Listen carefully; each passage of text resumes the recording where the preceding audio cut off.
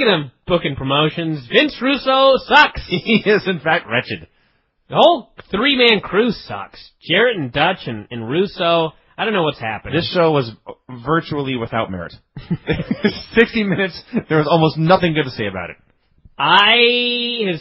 There was a shining moment or two, but there was actually, it opened up with a shining moment, which was Conan cutting a great promo. But the first person we saw was a generic blonde. Jeremy Borash, who did a fine job backstage. Mm-hmm. I mean, he's wacky. He was just twerpy enough. Yeah. Or he was not irritating, but he was not cool either. Yeah. And he was fine with that. Yeah. I think he fully understood the role he played, but clearly very comfortable. They replaced him with a girl. Now, she was blonde, wasn't really that hot, just a blonde girl, and actually, you know what? There was a point that we did learn her name. Like 40 minutes into the show, we learned her name. One of the wrestlers somehow knew her name and referred to her as such, but when this opened up, we were not alerted to who this was, and it was probably a good 40 minutes, like you said, into the show before we had any idea what this woman's name was. She was utterly beyond useless. I have never seen... She made Rebecca DiPietro look like Rochelle Leah. I don't know if I go that far. I'd go that far, goddammit. She was certainly no Jeremy Borash. And by the way, they've already figured out Rebecca sucks, and she's gone from ECW. That's true, she was not on this week. And I guarantee this chick's going to be here till the Titanic sinks. They'll probably give her more. She'll probably be the Naturals manager next. Great. I'm sure that's where this is all going. So, LAX, mostly Conan, just cut the world's greatest promo. Sort of promo where I thought Conan should be paid $10 million a year. They got money to burn, why not? Sure. Let him get a new hip and just talk. If he talked for an hour, god damn, this would be a good show. Mike Tenay opened the show sounding either bored or as if his spirit was broken. I thought he was bored. You may have found the actual real answer, but he was there. My spirit has been broken for some time, so I have a kindred spirit in Mike Tenay. Christian and Tomko came out. He's not Tyson Tomko anymore. Apparently they've trademarked the Tyson, but his real last name is Tomko, so they can't trademark that. I think it should have been Tomko. It could be, sure, why not? So, Christian was ranting about his three-way match at the next pay-per-view, a match that has not, in fact, been announced yet. He was referencing a match that has not been announced. Correct. He's like, God damn this three-way I gotta wrestle the pay-per-view. This is bullshit. And I sat there thinking, what match? What three-way? What three-way? What are you talking about? Apparently it was announced on the internet or something of that nature, but Christian knew about it. I didn't. Probably no one else did either.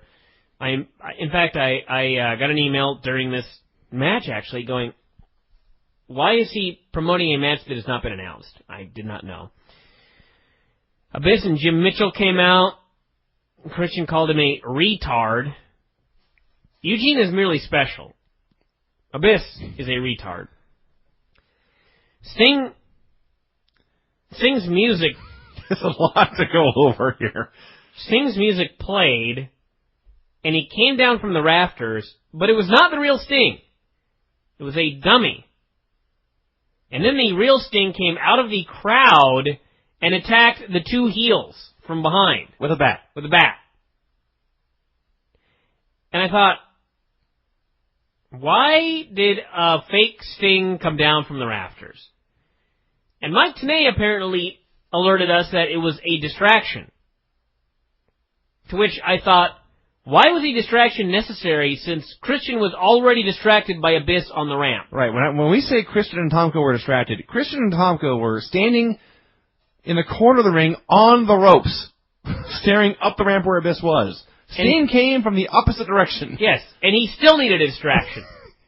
You know what they need? Here's what TNA needs. If I were booking TNA with Russo, imagine that. Fist fights every day. If it were determined that this was the way the angle was going to go, I would say, okay, well, we needed to do something else. All right? Let's film the vignette of Sting earlier in the day preparing the dummy. He's preparing for his sneak attack here. We'll have a shot of him up in the rafters, getting a mannequin and putting the Sting outfit on him. We'll have the footage of him painting up the mannequin and putting the wig on it and tying it to the whole deal. He can have like a big blueprint on the wall behind him showing rafters, doll, abyss, crowd, and an arrow to where he's going to come out and an arrow to where the heels are. That's what you got to do. If this bullshit's going to be this stupid, just go with it. Speaking of cartoons, this is bullshit, but they're only going halfway, which actually makes it more bullshit. It does make it more bullshit. If I actually saw Sting up in the rafters making up this doll and a big fucking thing behind him, like it's best if you picture like on a chalkboard over his shoulder. Sure. So he has to constantly look behind him and check his plan. In stick figures. Yeah. They've got to be poorly drawn. Might as well. Why not? At least you're. I mean, this made no logical sense. So, film the logical part of it. Film the guy actually putting the dummy together and making his wacky run in blue. Why not? Because they only have an hour? Well, speaking of, that would bring us to the actual worst part of it, is that this show at this point was less than 4 minutes old. That whole thing that we just went over there, and of which I wrote 231 words, was 1 minute long. Yes. I'm not even done with it either. Christian ran in and beat him with the bat, and Christian and Tomko ran for their lives, and Sting said he wanted to chat with Abyss later. Now, I didn't even think about this till just now, but later in the show, Sting came out and called Abyss out, and they spoke. Yeah. Sting, I guess, decided he needed an hour to prepare this speech. He was already out there with Abyss.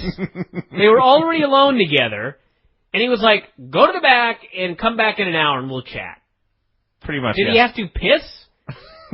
Why couldn't they film that?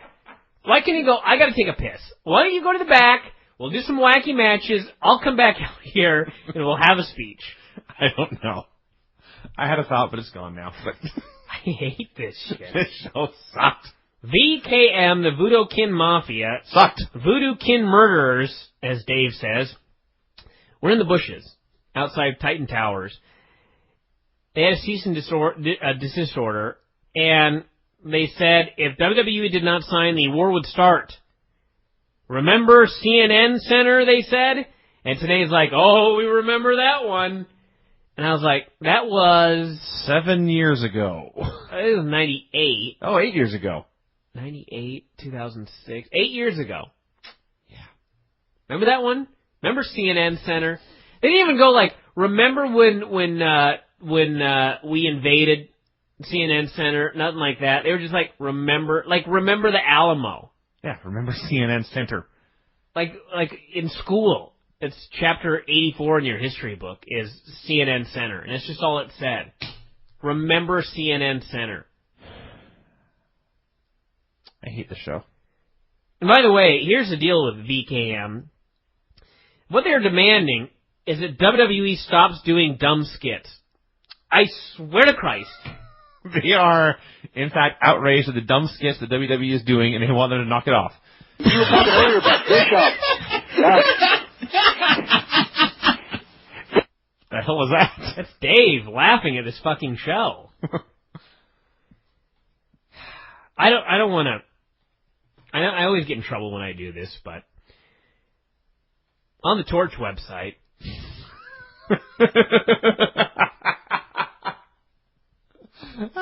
there was a review of this show by... We're not going to use his real name because I don't want to get in trouble, so we'll just say... Gabe Yeller wrote this. Just want to read a clever pseudonym. In the end here. What we're doing, the show, is people are listening to it. It's bizarre to me, but go ahead. The Adrenaline Rush recap video closed out the show. The best impact since Russo's return. Definitely style-wise, not for people who want things to play out a little slower, but if they're going for an Adrenaline Rush format, this was a good version of that. A lot to sink your teeth into, and no dull spots where you could channel flip. And in the end, it built up a number of feuds and issues headed into the pay-per-view. I'm not going to say anything negative about Gabe Yeller, but I think he may have watched a different show. In fact, let me look at the date of this one. That would explain everything, actually. 11:30. Would that have been yesterday? Yes. That was, in fact, yesterday's show. Maybe he's watching a tape or something. I'm just going to actually look at the matches and make sure we're reviewing the same show here. Alex Shelley, yep, this is the same show. I disagree. I disagree strongly. Sorry to throw that out there right there, but let's get on with the review of this wacky show here. So, by the way, I should note that this show is an hour long, but they got about 40 minutes minus commercials. That didn't stop them from doing shit during commercial breaks. They were still doing angles while we were watching commercials. They would come back from commercials and dudes would be beat up backstage. They came back from commercial and James Storm was under a ladder. And the generic blonde was there going, help, help. Pretty much exactly. In fact, I may have done a better job. So then Chris Daniels came out to do commentary for the next match, and as he was doing so, out ran Chris Harris, who screamed to the mic that he was going to find out who put the ladder on his friend. He ran off, and Chris Daniels said, and I quote, huh. That was awesome. That was one of the few shining moments of the show. Huh. Sanjay Dutt, Chris Sabin, and Jay Lethal. This is not one of the shining moments of the show. Now, when I say those three names, Sanjay Dutt, Chris Sabin, and Jay Lethal, you think, oh, those are the three pals that were doing Jackass. They must be having a six-man tag. The three friends must be involved in a tag team battle here. No, they were all fighting each other. It was a three-man match, and they were the three men. They got approximately 50 seconds, and Chris Sabin won this 50-second match, and in doing so is the number one contender to the X title. There is nothing that gets a title over more than 3 title changes in 5 weeks, and you determine a number one contender to this title in a match that goes 50 seconds. Mm-hmm. And he stole a pin. And he stole the pin. Lethal had a move, and Sabin got the pin. The number one contender is a cheater. That's the only thing that worse is when the actual world champion's a cheater, but we already talked about SmackDown. Daniels and Sabin got into a shouting match and a pull-apart afterwards. Total non-stop action. So they cut backstage, and LAX was now beating on Chris Harris. Gail Kim was there screaming. It's about an hour's worth of angles so far, and I think we're about 20 minutes in at this 18 point. 18 minutes. Yeah. If you guys want to know, I swear to God this is true. You want to know what happened with this show? Actually, yes. Russo fucked up and thought there was an extra week, and so I swear to God they had to do 2 hours worth of angles in this one show. Awesome. Now, why did they fire him right then? I don't have an answer for you, but that's what happened, everybody. Now you know. So then we had the more VKM stuff. They were yelling at the building. By the way, you don't know this, Vince, but tonight at the WWE house show, VKM showed up and tried to get in the building. Russo was there and some other geeks. I don't know if they actually got inside. I think Borash got inside, but all you do, Jimmy Borash alone. Yeah, he's trying to cause trouble. Yeah, and they had cameras there, and it's so sad. It is. I mean, sad is a good word for it. WWE and WCW actually were in a war. Yes. It actually was two companies on equal footing. Actually, in equal footing, because WCW was kicking their ass. But it was two big companies where the battle swung back and forth twice, in fact. It swung one way when WCW first won, then for 84 weeks or whatever, they won, and then it swung back, and that was a fucking war. Yeah. This ain't no war. No. This isn't even a battle. This is a small boy throwing rocks at a bully and a bully ignoring him. This is like Rome and some barbarian invaders failing. You know what I mean? Just attempting something. They're throwing spears over the wall, but they can't get it that far. No, they're throwing pebbles at the wall. Yeah, and they don't even have spears. They're bouncing off the wall and ineffectually falling to earth. God. So then Tracy was in the crowd yelling and screaming. And I swear to you, and people are going to be mad, but this went by so fast, I have no idea what was happening. I have no idea. This was on screen for maybe 2 seconds of her just there yelling and cut away. Just like that. I think something about Robert Roode. She was looking for Eric Young. All right, great. I don't know why. Borash made his only appearance during the TNA Spotlight deal. Then he vanished forever. So then TNA did a sit-down interview with AJ Styles and Mike Tenay. This was a Lifetime movie. First off, this show was so rushed that they cut every moment of silence. Every moment where there was not talk, they cut. Yeah. And it was just cut, cut, cut, cut, cut. from one guy screaming to the other guy screaming to the other guy screaming to the other guy screaming. Rhino just happened to walk by. He just happened to walk by, and he heard this, and he got into a big shouting match with AJ Styles. They don't like each other. I don't know why we're supposed to care. I really don't. I mean, this was just so bad. And Tenay was there giving a stern look. Mike Tenay was there being Mike Tenay with his great in its awfulness. He disapproved of AJ's new attitude. He disapproved. He lectured him, too. Yeah. So again, they're doing this in reverse. The breakup has already occurred, but AJ and Rhino are still arguing, still teasing that breakup. Nash was drug testing the X Division guys. This was high comedy to the nth degree. They all passed. First off, and no one's on steroids. The fact that Senshi's even involved in this shit is just a killer for him. Oh yeah, just a killer. I mean, he's small, but he doesn't come off as an X Division geek, and then they put him in this, and he is an X Division geek. He's just as useless as the rest of them. God, it's so lame. Oh, then what did we have? Let's see. Austin Starr and Alex Shelley versus, I wrote Trush, which probably would have been a better match. Truth and Lance Hoyt. Eric Young was running around like an idiot during this match, looking for somebody. People were telling him Tracy was looking for him. This match went a minute. Shelley pinned Hoyt with a cradle using the tights. And then Starr, Shelley's partner, took Shelley's camera and showed the ref that Shelley had cheated. And so the ref reversed the decision for his own team. Yes, and then at the end of the match, by the way, because pulling the tights is worthy of a disqualification. That means that you can lose the world championship for pulling the tights. You, in fact, could. You could. I hope Russo ain't listening. You could win the world title for having your tights pulled. You can. Why don't you just get tights that are nothing but handles? Just get tangled in the guy's finger. That's the funniest thing you've ever said. Thank you. That's true. Why not?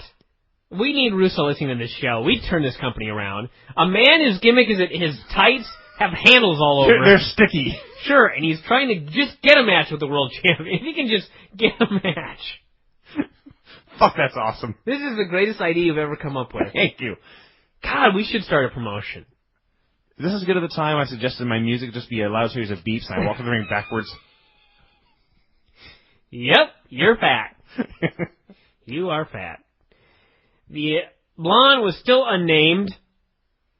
She was interviewing Tracy and Eric Young. Tracy said, if you don't accept my challenge, you're fired. Yes, so Tracy can fire Eric. Now, Tracy works for Robert Roode. Yeah. So if Tracy works for Robert Roode and has the power to fire people, then Robert Roode must own TNA. I guess. I don't know how. Well, he's Mr. Wallstreet. I guess so. Maybe he bought it. Maybe he's Panda. He could be. He may have bought Panda stock or something of that nature, but yeah, she has the power to fire folks now, I guess. And they're going to have a bikini match at the pay-per-view. Yes. Swear to God, bikini match. Yeah. Robert Roode, Eric Young and Tracy. A bikini match. Yes. That's like Eric Young in a bikini. You can't see this for free, though. Oh, come on now. You got to pony up the cash. You got to pay for this match. They ain't giving away Tracy and Eric Young half nude for free. You must pay. And soon you will be able to, kids. $29.95. Then we had, her name was Letitia, I guess. Eric Young knew this somehow, so I guess he's banging her. Then we had Sting coming out. I'm just going to skip the VKM bullshit. Sting came out to have a meeting with Abyss. Actually, you must cover, because there's a moment here where B.G. James... We'll go for it. I don't remember his exact words, because I did not have the notes, but he pointed out to Kip James this was important because they were tired of seeing all this crappy television. That was their war. They're anti-crappy television. And he said that on this particular television program, which made it the funniest thing ever. I'm getting so tired. Seriously, the show's only about 40 minutes long so far. Yeah. This was, remember back in the old days, the weekly pay-per-views, and they would be 2 hours and feel like 4? Yeah. This was 1 hour and felt like 6. Yeah. Sting came out for his meeting with Abyss. I thought this was the main event. It's not. There's actually more. Sting put him over and then said, Why are you with Jim Mitchell? Maybe it has to do with the pain you're in every day, Chris. That is classic Vince Russo right there.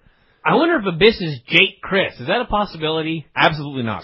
That man was small. All right. Yeah. So, his name was Chris. Real monster. Yeah. So Couldn't they have called him like... So Abyss used to be this crazy, insane guy who broke free from the asylum. Now he's a guy who plays Halloween, dressed up on weekends. Chris. Couldn't they have called him... his day job at Corn Dog on a Stick, and he goes... What's a scary name for a man? Marion Possumby. What did you just say? Possumby. Possumby. Couldn't they have called him that? Possumby. Posson. P-O-S-E-N-B-Y. Possumby. I don't know if that's better or worse. What the hell is Possumby? It's a fucking guy's first name. Who's ever been named Possumby? It's an old, antiquated name. Don't get me wrong, but... Chris. Well, okay. You're right. Possumby would be better than Chris. Chris. Hey, Chris. I have no idea what's going on. Maybe Abyss is his last name. His full name is Chris Abyss. Sting said Abyss needed to start worrying about himself, and maybe he wouldn't get disqualified.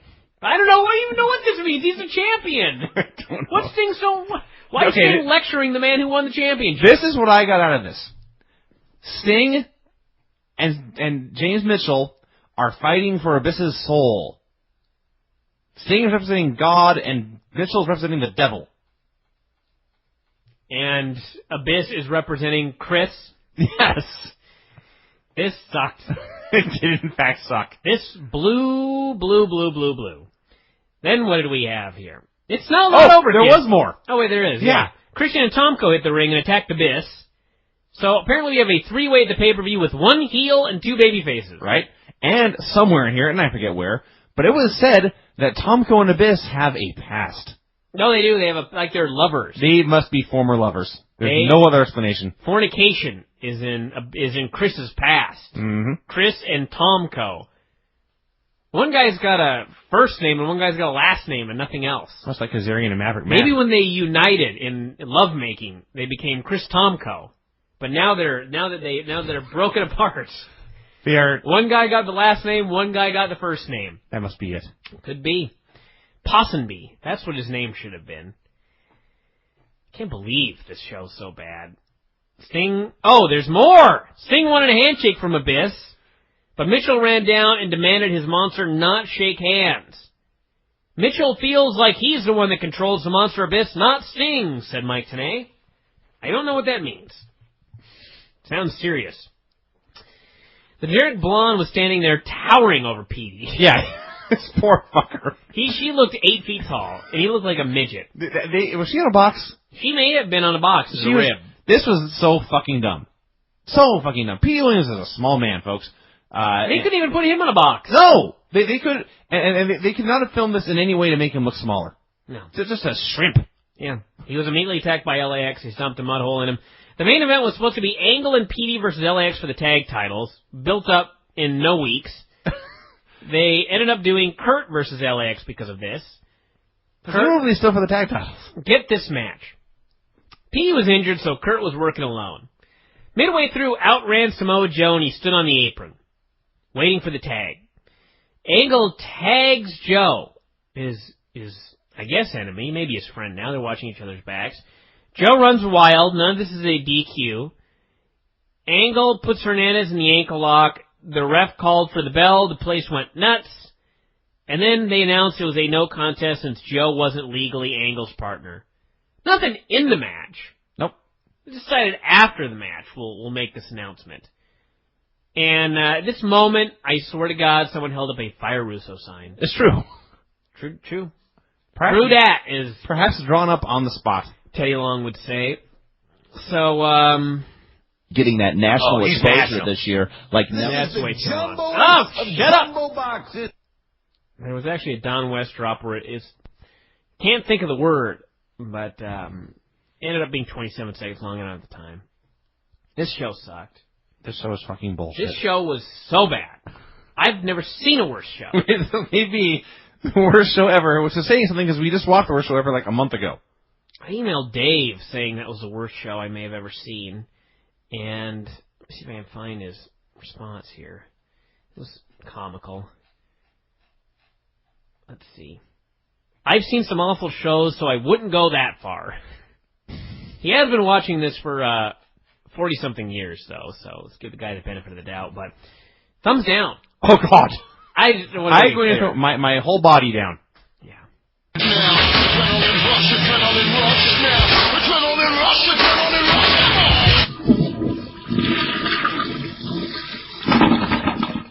The Impact show was horrid, but compared to last week, which was the worst show I ever saw in my whole life, this was a gigantic improvement. Millions and millions of times better. So I don't know what you can say about that. It's like going from a thumb having been chopped off to a thumbs down. What did you think of Impact? A hell of a lot better than the week before. And that's about it. Boy. More keen stuff. Are you trying to sabotage the show again, or this is natural incompetence. This is not forced. It was all I remember is the finish at the end, which I thought it was dumb. At least I got to give you. It was stupid. At least I can say this, that I can't necessarily blame you for not remembering anything on the show, but I would expect a little more. Now that I think about it, I remember two things. One, the finish of the show, while dumb, was not nearly the disaster I perceived it to be, or I thought it would be upon hearing spoilers. And two, I'm glad you thought so. Two, boy, VKM sucks. VKM is horrid. Now listen, first off, the idea that Angle and Joe are wrestling Sunday is the dumbest thing I've ever heard of. I mean, why? Because they have nothing else they think anyone would pay to see. I mean, is there any buzz for this match? I've heard none. No, none. Are people like, God, I can't wait to see him wrestle again? And particularly since popular opinion, or at least a strong portion of the audience, didn't think the last one was all that great. Why? This is just the worst idea.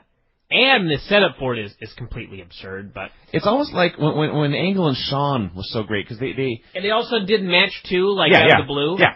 The match 1 had they had teased it for more than a year, and then it had like 6 months of actual real solid build, and then the match was awesome. And then the rematch like 3 months later, I believe it had 7 days build. It did. It was like I think it was I think Angle showed up on Raw the week before the pay-per-view, and they did the match. That was dumb. Yeah. That was fantastically dumb. This is similar to that. So anyway, the show opened up with them attempting to recap last week's 1-hour show that was written to be a 2-hour show in 1 minute. That failed. Yes. Rhino was in the ring screaming about AJ and challenged him to... actually, first Chris Daniels came out.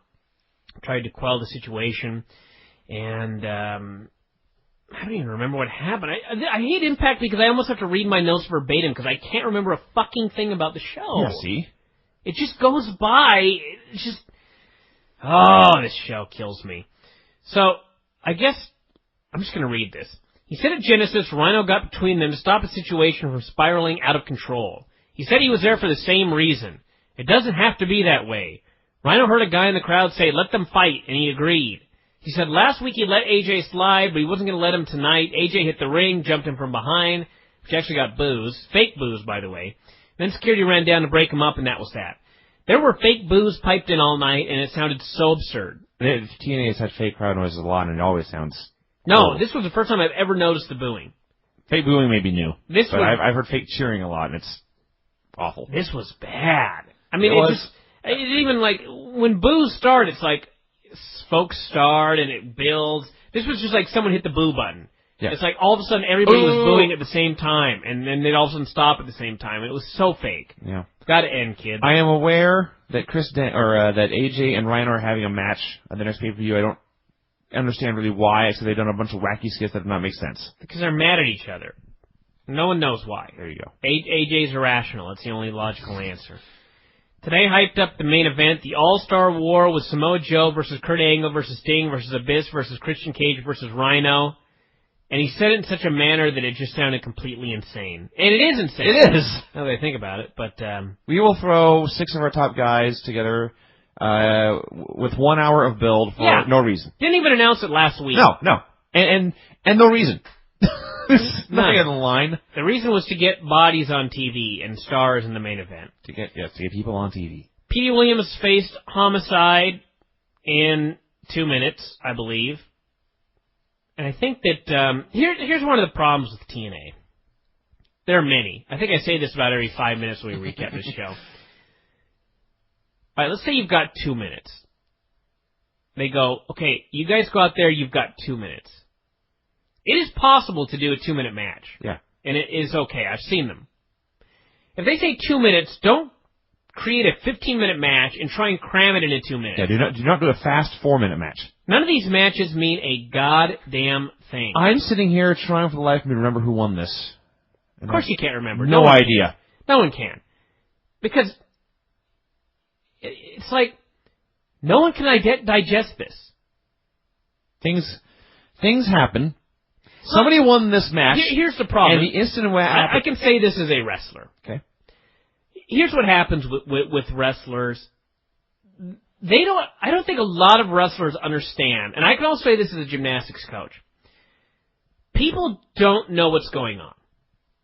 When I have gone to gymnastics meets and somebody does a layout with one full twist, all that is a backflip with a straight body, and in midair you do one twist. Okay? I sat there in the crowd and listened to people next to me go, my God, did you see that? He did a double twisting double flip. They have no idea what happened. Mm-hmm. All the dude did was jump in the air, do one flip, and do a twist. They have no idea. They're like, oh my God, he twisted 4 times and did 8 flips in the middle of that. When you're a regular fan just watching a match, I don't think a lot of wrestlers understand that most fans don't really have any idea what's going on. If you carefully study wrestling, if you're a hardcore fan, you can probably keep up with a lot of this stuff. But a lot of fans have no idea what's going on. You do a 2-minute match and you do 84 spots, and all it is to these fans is a blur. Yes. It is a blur, and at the end, somebody gets their hand raised. And the instant they get their hand raised, it's thrown to the back, or someone runs out, or someone is shouting at them. There's never a replay of any of this. It's completely, utterly forgotten. Yeah, because it's irrelevant. I'm not saying that Dusty Rhodes is the greatest wrestler in the world, okay? But Dusty Rhodes had about a 2-minute match, maybe 3 minutes with Mitch or Nick or whoever the Geek Spirit Squad guy was. I can almost go over that entire match. I watched it one time. I can almost tell you, in fact, I can pretty much tell you exactly what happened. I remember the finish. They came out. They teased locking up forever. They locked up, and Dusty sold his eye. Mitch didn't even do anything. Dusty just sold his eye. He then got kicked as hard as humanly possible in the leg a couple of times. He went down. He sold the leg. And then after selling the leg for a little while, he made his big wacky comeback. He did the big fat elbow? No, he threw him into the ropes. He put his elbow up. That's right, yes. The dude ran into it. And then he did the giant Abdullah the Butcher elbow and just crushed him half to death. And that was the end. I remember every single solitary fucking moment of that match virtually. Can I remember one moment of the Petey Williams version? I can't remember his opponent right now. I'm going to look at the page. Homicide. Can I remember 1 minute of Homicide and Petey Williams from last night? I don't remember the finish. The only thing I remember... I don't remember one spot. I don't remember anything from the match itself. I remember after the match, Hernandez gave someone, probably Petey, Hernandez gave somebody the border toss and looked brutal. Had to be Petey. It was Petey. Okay. That's it. I don't remember what spurned this or who won the match or what happened afterwards. It is a complete and utter waste of time. True. It is, and here's the other thing about this show that I hate. VKM is so horrible. The only funny thing they did all night was when they went in the theater to watch John Cena's movie, and there was one fan there. That was funny because I was in that theater. There was one fan there. Not funny was the fact they didn't even have a movie playing in the background, amongst stupidity in this thing. But they wasted so much time on these stupid skits, which are building up to what? A stupid skit. Are they building up to a match with Hunter and Sean? No. Are they building up to any match with anybody from WWE? No. No. All they are... are... building up to a match with someone in TNA. They are useless skits. They could have cut out all of these skits and given an extra 2 minutes to all these guys, and hopefully those guys would have slowed their fucking match down so they could be remembered, so that you could get something out of this match. Why would you go out there and fucking do all these crazy bumps and risk your life for something that nobody can fucking remember? I don't know. Does PD think people are going to come up to him on the street and go, boy, I remember that match you had last night when you did this, that, and the other thing? No. They won't remember a single move. Waste. So since you do have the notes there, who won? I'm going to have to read it here. Bad guys, let's see. PD won in 2 minutes with a sunset flip. Okay. Bad guys jumped him, piped in boos. AMW hit the ring. I totally forgotten that. I don't know if you remembered. AMW hit the ring, and James... Oh! This I remember, now that I look at my notes. AMW hits the ring. This show's awesome. I'm now starting to think this is even worse than the week before. AMW hits the ring to make the save for P.D. Williams. Okay. Fine. There's Homicide and Hernandez, 2 thugs. AMW hits the ring in their street clothes. They're going to make the save. They're all fired up. What does James Storm do? Does he start throwing punches at House of Fire? No. He runs. He tries to do a jumping, twisting wheelbarrow into a Lucha Bulldog. That's right. And he fucks it up. Oh, I forgot that. I can't tell you how many fights I've been in, and it's like, I'll get a bull on you. I'm going to try and do a spinning head scissors into a Hurricane Rana on this stuff. Yes. That's what I'm going to do. I'm so angry. I'm going to attack you with a body scissors, and you will then throw me up, and I will headlock you. I'm so mad. I'm going to do La Mystica on you. I fucking forgot that shit. This is just... I hope TNA is listening right now. You guys are idiots. Can look at what you're putting on TV. Yes. Think about this. Think about this stuff. Why would a fucking cowboy in his street clothes, angry at 2 thugs, do fucking lucha? He wouldn't. Even luchadors don't do lucha when they're pissed. God. Yeah, a Rudo beatdown, it's just the fucking Rudos just stomping on guys. And then when they actually have a fight, they just slap each other. Yeah, remember that time Ultimo Guerrero was so mad he did the wheelbarrow to the Bulldog? Oh, no, because it never happened. Because the fucking mean Mexicans, even in fucking Mexico, don't do that bullshit. Yep. God. I hate this show. I think this show is definitely better. I guarantee you. I don't know. I may have to go back and just start reviewing that other show. I'm skipping all the VKM stuff. It was so It all sucked. Eric Young was in a sweatsuit. Here's another one. How much time on this show did they waste on Eric Young and the girl who were going to have a bikini contest? They wasted... Well, they didn't have a match. I was going to say they wasted about 8 segments on them, but the segments were all 10 seconds long. Here's Eric Young running up the stairs. Back to the match. They had a Senshi Eric Young match, which was a backdrop for this match. It was a backdrop for a match on pay-per-view. And what match is it, everybody? Eric Young and the girl in the bikini contest, which you know is going to end up with Eric Young in a bikini and like a thong. Oh, yeah. Oh, yeah. Where's my credit card? Let me grab it.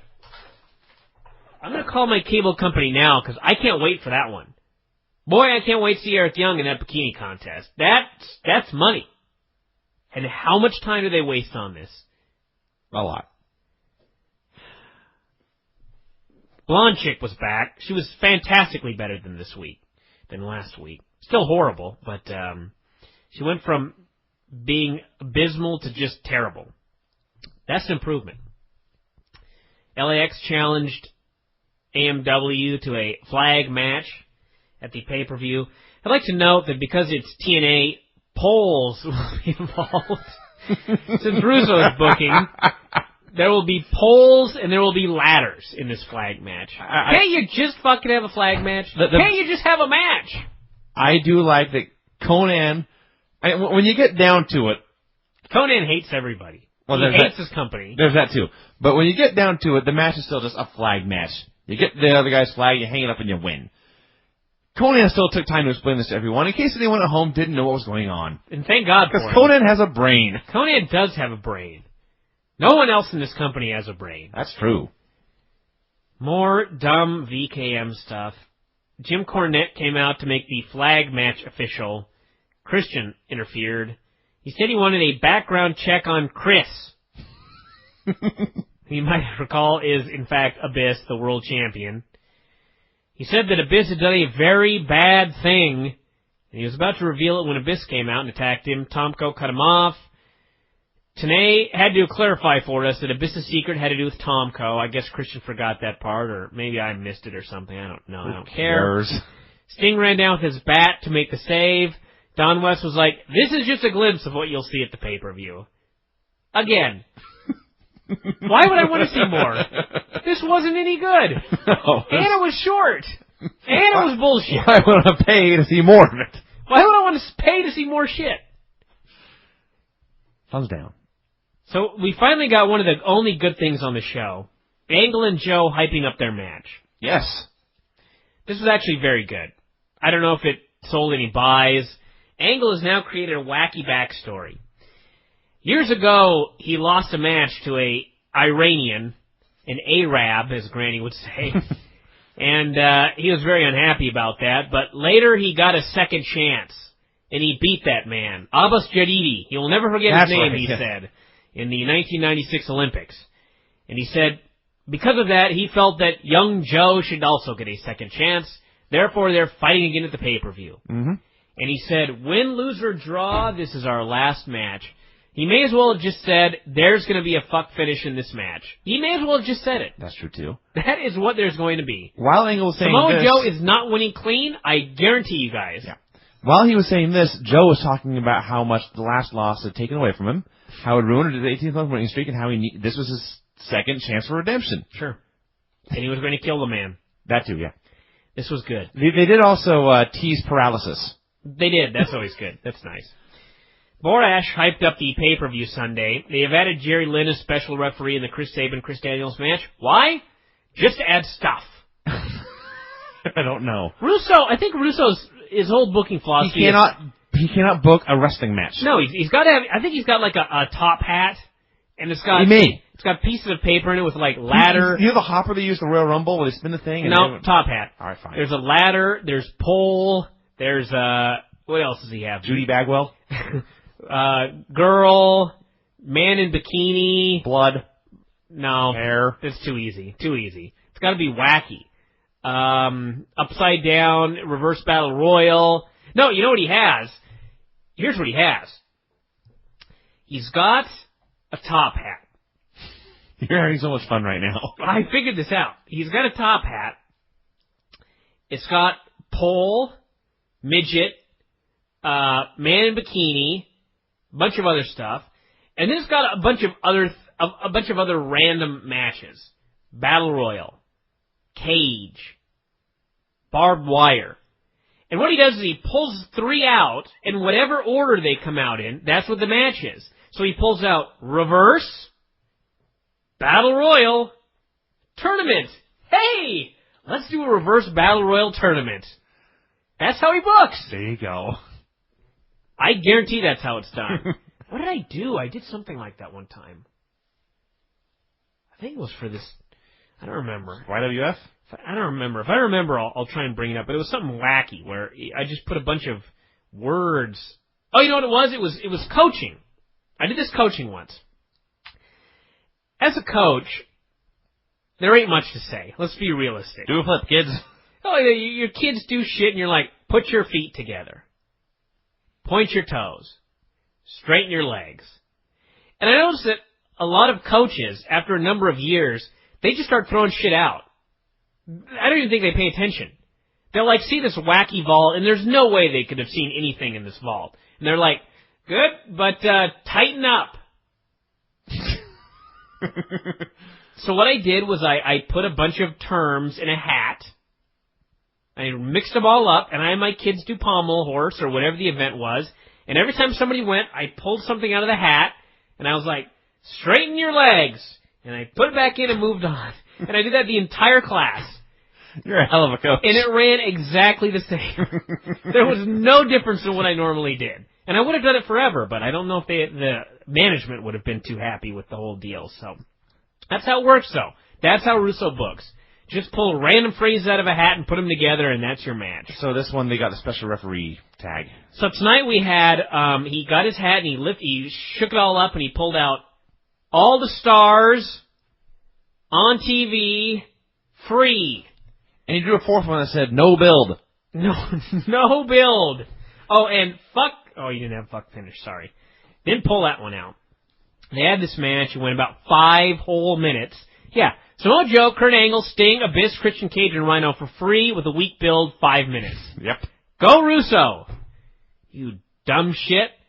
They had a horrid match. Actually, it was not a horrid match. It wasn't horrible. It was just short. Whenever I'm talking about Russo, just the words horrid, horrible, stupid, wretched, shit, fuck, awful. It all just comes out of my mouth. But the match was actually all right for the 5 minutes until the finish, which I don't know what you thought, Vince. I don't really care. But Angle pinned Joe clean. That was dumb. That was, in fact, dumb. That was dumb. I didn't say it was not dumb. I didn't say it was good. I said it was not as stupid as I thought it would be. What part of that was not stupid? Well, a couple of things. First of all, outside of the pinning Joe part, one of the things that was stupid about this was that they were giving away Angle versus Abyss and Angle versus Sting. Well, when you watch it, Angle never actually touched Abyss and Angle never actually touched Sting. So they still have that. Number 2, the way the pin came off, he pinned him. Angle pinned Joe, but Angle pinned Joe last month, so people in theory will still buy a pay-per-view to see Joe pin Angle. No, listen.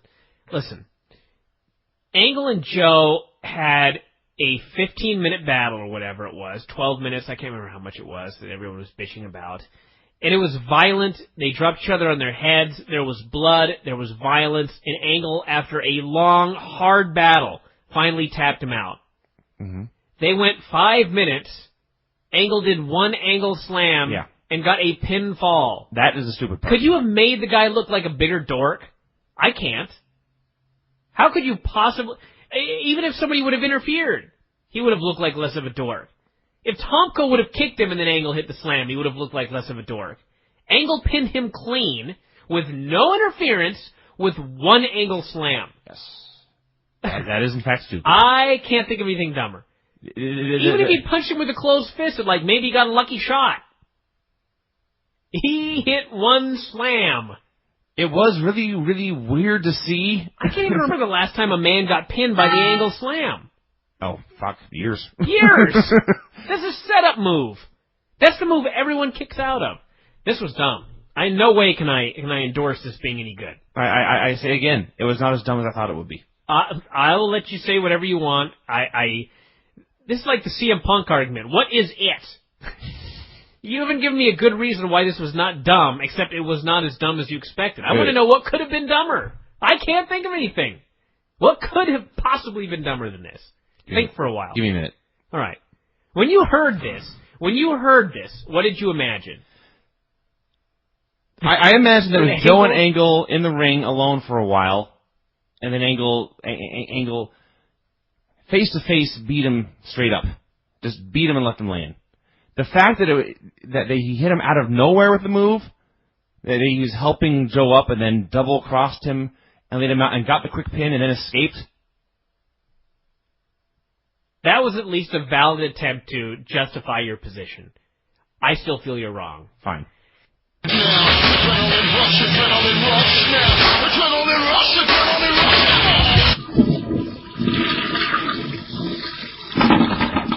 We're going to do the TNA pay-per-view recap tonight. Brent Kremen was not invited over this evening.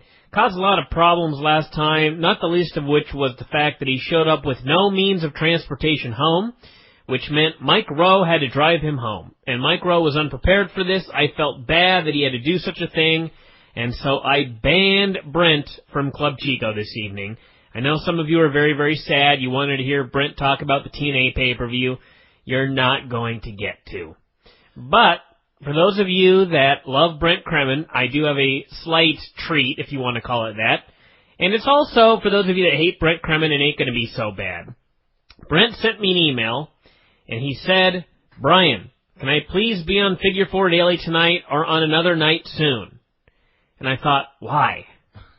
Why would you be on this show? And I sent him that email. The exact words were, why? And he responded, Kurt Angle is alive and I am happy. I hate Crime Time. WWE is unwatchable. I hate Vince Russo.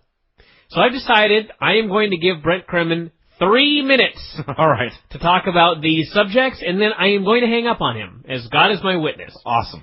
So, let's get him on the line here, and let's get this shit, and that is the operative term, over with. Just gave it Hello? Brent? Yes. You are so lucky because I just called your phone and it was sent to the voice message system. And I was going to give up on you and make fun of you on the air, but I called back and you answered. Well, thank you. Yeah, I was just on the other line. Well, listen. I wasn't confident I was going to get a call, and I'm glad that I did. Well, who are you talking to? Oh, hi, it's Vince. Hi, Vince. Well, who are you talking to? Answer our question. Albertsons.com. I'm trying to get groceries delivered.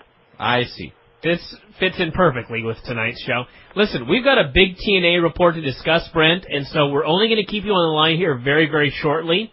Okay. I know What am I permitted to talk about? Here's what I'm going to do.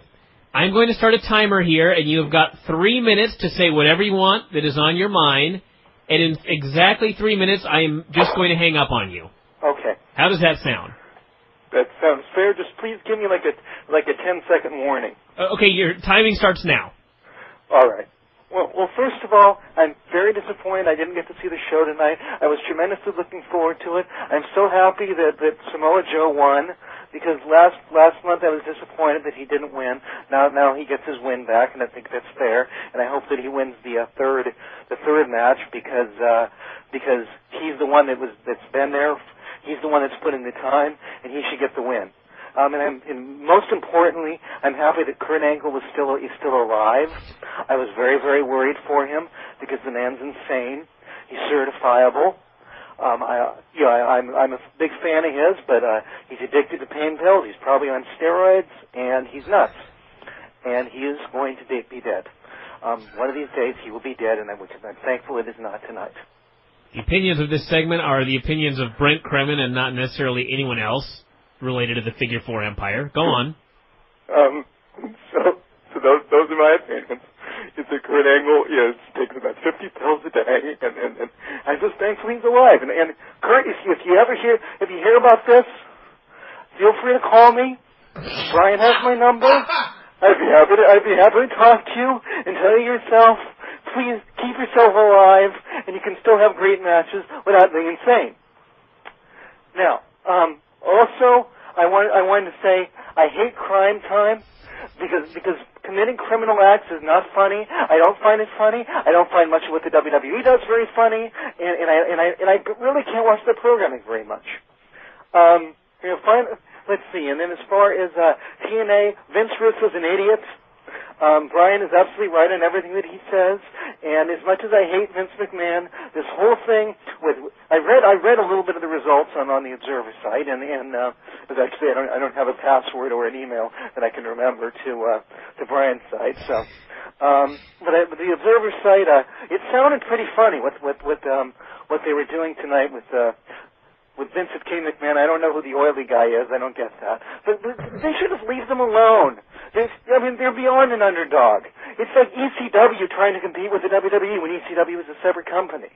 It's a joke. Leave them alone. Try and focus on having a good product. And if you're going to make fun of them, have a couple of guys that aren't complete jokes, like Brian James and Mr. Stupid Haircut.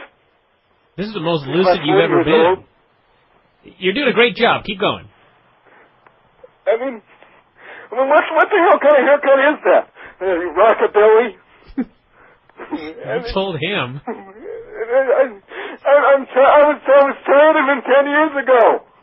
And what the hell's up with the damn kiss on his ass, Mr. Ass? And didn't he shave his ass for a while? What is up with him and asses? He's the ass man. Oh, that was...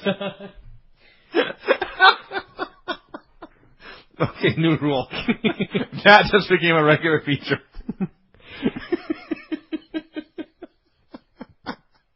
That was your Brent Kremen moment, everybody. 3 minutes with Brent. 3 minutes with Brent Kremen. For every TNA show. Oh, God. I just want to remind you all, for those of you who perhaps are new listeners and not familiar with Brent, and that was your first experience, that's a real human being. That's not a character. No. That's a guy named Brent we know. Not our friend. A guy we know. Yep. He every time Brent comes on the show, people ask, what is that? Is this a work of some sort? People say things like, I don't get it. Yeah, I don't get the whole Brent thing they say. And the answer is, it's just Brent. I gotta turn off all my phones here. Brent's trying to call back now? I know this bastard's gonna try and call back. Everything's turned off. We should not have a problem now.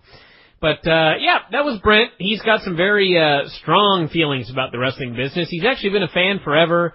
I think he got the Observer forever. I don't even know if he gets it anymore. He may have fallen on rough times and not been able to afford it at this point. But, yeah, let's get on to the our TNA review. I love how Brent, there's nothing I like better than a guy reviewing a show that didn't see it. Yeah. That's always good. Tell me more about this show you didn't see. Did you turn the heat on, by the way? No, should I? No, it's hot in here. It's all the way down. God, it's freaking hot in the middle of winter here in Seattle. All right, the TNA show. It was, I will give this a thumbs in the middle. Believe it or not, somewhat pointing up.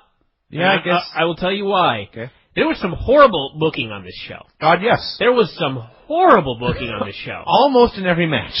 There was some good wrestling. Yes. And there was a great main event. Yeah. Now, granted, the main event had a shitty finish. God, it had a shitty finish. But, actually, you know what? It could have been much worse. Yes. On the scale of shitty finishes, on a scale of 1 to 10, that was only about a 1. The Abyss match was a 10. Yes. Actually, the Abyss match last month was a 10. The Abyss match this month was merely a 7, maybe an 8. We'll get into all these stupid finishes here on the show, but Angle and Joe went 20 minutes. It was great. These guys beat the living hell out of each other. Mm-hmm. I mean, I cannot see... There were a lot of people last month that were very unhappy with a 13-minute match. I really don't know how you could watch that match and not see that it was good. But apparently some people did.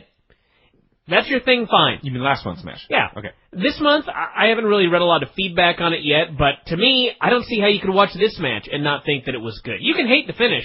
Go ahead and hate the finish all you want. Yeah. But if you ignore everything up until that finish, this was great work by both guys. Particularly if you're the kind of person who thinks, hey, Joe and Angle, that sounds good. If that's your attitude going into this, then there's no way you could not like what happened. No. It's impossible to expect anything better. And also, anybody that bought this show and is angry about the finishes and the booking, I don't feel bad for you in the slightest. Not in the absolute slightest. You should know better by now. Yeah, if you don't know what you're going to get when you watch TNA or buy TNA, buy now, I don't know what to tell you, buddy. I don't know what to tell you. Especially as a subscriber to this site, or who has read this site. Anyone listening to this show, anybody listening to this show that was disappointed because they bought this show, because of the booking and the angles and the finishes, I seriously don't know what to tell you. It's going to be like this every month. You listen to all these shows, and you think you're going to get something different on pay-per-view? Of course not. No. I don't want to play the I told you so game, but when Russo first came on the scene, and I'm not even saying everybody with a clue. Taking credit for predicting bad booking by Vince Russo is like waking up at 8 a.m. and saying, see, I told you the sun would rise. That's right. It didn't take a genius to figure out he was going to fuck everything up, which he has. Oh, God, yes. Now, granted, and this is the odd fact to it, everything is staying stable. And I guess really it isn't odd, because for 4 years things have stayed stable. Very, very stable. This is a company with the most hardcore wrestling fans I think have ever existed on Earth. The only fans of equal hardcoreness are the 2 million or so that stuck around when WCW was dying. There were about 2.5, 3 million fans that stuck around WCW till the bitter end. The very last day. And it was as bitter an end as there have ever been. Yes. These fans sat through everything. You could not drive them off. WCW was almost like an effort to see if it was possible to drive off lifelong hardcore wrestling fans. And in the end, they drove them off by dying. Mm-hmm. They could not drive them off with programming. No, which is remarkable. They could have put the WCW logo on the screen for 2 hours, and those 2.5 million people probably still would have watched. And it would have been better than some of the shows they did. It would have been. And with TNA, it's the same sort of thing. Mm-hmm. They've had every different booker, they've had every different star come in, they've had stars come and go, they've got progressively bigger stars coming in, they've got new TV slots, they've got new programs, they had everything. And it's the same million people every single week. And pretty much the same 35,000 people buying pay-per-views. And I think this pay-per-view did 35,000 buys. Ooh. They did a hell of a buy rate last month, I suspect. It's looking like it's going to be 50 to 55,000, maybe 60,000 buys. Wow. The biggest pay-per-view of all time. And this one didn't do that. Last month, I didn't think it was going to get that high last month. But everybody knows that show did have a lot of buzz. It had a lot of buzz. This show had no buzz. Nobody cared about Joe Angle 2 a month later. No. And really, I don't even think it was because people were disappointed with the first match. I mean, I think, to me, and this is why I didn't have great interest in Joe Angle 2, I just saw it. Yeah, a month ago. There was just saw it. There was no time for me to build up any interest in seeing it again. Right. It was just, I saw it. Now give me 3 months to think about it and look back, and as if anything in history, the more time passes, the more you look back upon something and see it as more than it was, whether good or bad. True. And with 3 weeks, there ain't much to look back on. No. You remember it vividly. A year from now, I may look back and go, God, those Joe Angle matches, remember when TNA had those matches? Those fucking kicked ass. Look what we got now. I could be saying that. Who knows? But I'm going to look back a year from now, and I'm going to see things maybe a little bit differently. But 3 weeks is not enough time. And it didn't have the buzz, and 35,000 buys is my prediction for this show. Now, let's go over this little debacle here, which we witnessed with young Mike Rowe and Buddy Wayne. Buddy Wayne showed up. He sent me a text message at 8. Are you still getting it, he said. I said yes, and he responded, I'm on the way, please wait. I thought, he ain't coming. He's going to make us wait here till like 10 o'clock, and then we'll start the show. So we watched the 60-minute special on UFC, and when that was over, we started the show, and he showed up. The TNA show, Low Key, Jay Lethal, Alex Shelley, Sanjay Dutt, and Austin Starr had a 5-way match. It used to be that every TNA match, or every TNA pay-per-view, had an X Division match, which was a bunch of random dudes doing random moves, and there was a random winner, and it meant nothing. Mm-hmm. Now they've changed it so that it's more complicated. That's true. This was a TNA special. It was 5 dudes in an elimination match, and points were given. Right. The man who was eliminated first got a point. Yes. The man who was eliminated second got 2 points. Right. And so on and so forth. It may have been explained. No. But I don't know what the points were for. Well, they're calling it the Paparazzi Championship Series. So there's a number of things. So in theory, there will be more events where men can earn further points. I see. At the end, there will be a point leader who gets a wacky trophy or something. I get it. So I am making assumptions here, but that seems to be how it's going. The points thing started when Alex Shelley was eliminated first. They started talking about him getting 1 point, and I thought Kevin Nash was joking. Yeah, I thought he was being a wacky commentator character guy. It sounded like comedy. Yeah, and then the second guy got eliminated, and he said, well, that's 2 points for him. Yeah. And I thought, wait, you're serious? This was real. This is real. They were giving out points, like we're at home keeping score. Yes, and we, of course, are not at home keeping score. And so at the end, when it was all done, they did not even bother putting up a leaderboard. No. Showing the current standings. They just assumed we would all know. Yep. It came down to Senshi versus Starr, Austin Starr. And Starr went up for something, but somebody distracted him. Shelley distracted him. Mm-hmm. Who did I... Yeah, Senshi and Starr. Okay, right. So Shelley, his own partner, distracted him. Yes. And so anyway, he ended up missing, and then Shelley... who gave what a what? I just got all these random names here. I fucked this entire thing up. Low Key won. Gave him a DDT cradle, basically. He cradled him right onto his head. Yeah. And got the pin. Here's the thing with Kevin Nash. Here's the thing with Nash. Nash is a businessman. Nash is about getting himself over. Nash is about making money for himself. That's it. You don't say. But yeah. Very friendly, funny. He's a hilarious guy. Nash was so funny on commentary. Yeah. It's all... His very first line was, he walks down, he's wearing blue jeans and a black shirt, and his hair is all short and gray, and he says, I look like Race Bannon from Johnny Quest. I have no idea who that is. That's because he's not a dork. But Okay. dorks across America laughed. All right. Who is Johnny Quest? Who is Johnny Quest? Johnny Quest was a cartoon from like the 60s, maybe the 70s. It was the boy hero and his doctor dad and his Indian sidekick and his dog, and Race Bannon was the bodyguard. I'm sorry, I have not kept up with my... I'm pretty sure it predates you. I know Scooby-Doo, and it's about all I can remember. The rabbit, Bugs Bunny. Anyway, let's move on here. He's a rabbit. So anyway, yeah, Nash was hilarious, but the thing is, he had 2 guys and they got to the finals, or near the finals. Alex Shelley actually just got randomly... He got nowhere near the finals. He just got randomly eliminated. He got punked. Starr got eliminated because of Shelley, and they're both Nash's boys, and Nash responds by... He's trying to act... Yeah, I think he's trying to act mad. It's like the script said Nash is mad, but he just laughs through the whole thing. He's like, ha, ha, ha, you two... young fellows. He's not taking... The character of Kevin Nash is not taking any of this seriously. That's bad. This is a gigantic joke to Kevin Nash. Yes. And so it's a gigantic joke to everybody at home. Yes. And none of this can be taken seriously. And none of it's helping anybody. Nobody pays $40 for a joke. Well, not funny joke. You ever see comedy specials on pay-per-view that are like, boy, this special did 800,000 buys and it's challenging boxing? Probably not, no. I don't think I've ever heard of a comedy show that did big pay-per-view number. People don't buy they don't pay $40, $30 or whatever for comedy. Okay. They're paying to watch wrestling. Well, that's true. What, are you trying to rush me along? No. I'll take all the time I want to talk agreeing about with you, bad fucker. comedy. Let's turn you down here. You just be quiet. Don't Fine. rush me. Go. 4 points. He told Starr afterwards, you got 4 points. Let's write that down, all of you keeping track at home. Eric Young was in a bathrobe being interviewed about the bikini contest. This whole thing is just a backdrop for wacky lines about how be a man and win this bikini contest, Eric. That's the whole point of this. Yeah. They had the contest. The fans voted. Tracy stripped down, wearing more than you would think in a bikini contest.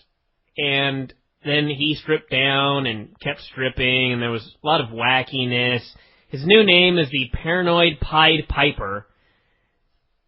I don't know if that's supposed to sell pay-per-views or make him more interesting. It makes him more Eugene, which also is not a man who's selling a lot of pay-per-view buys.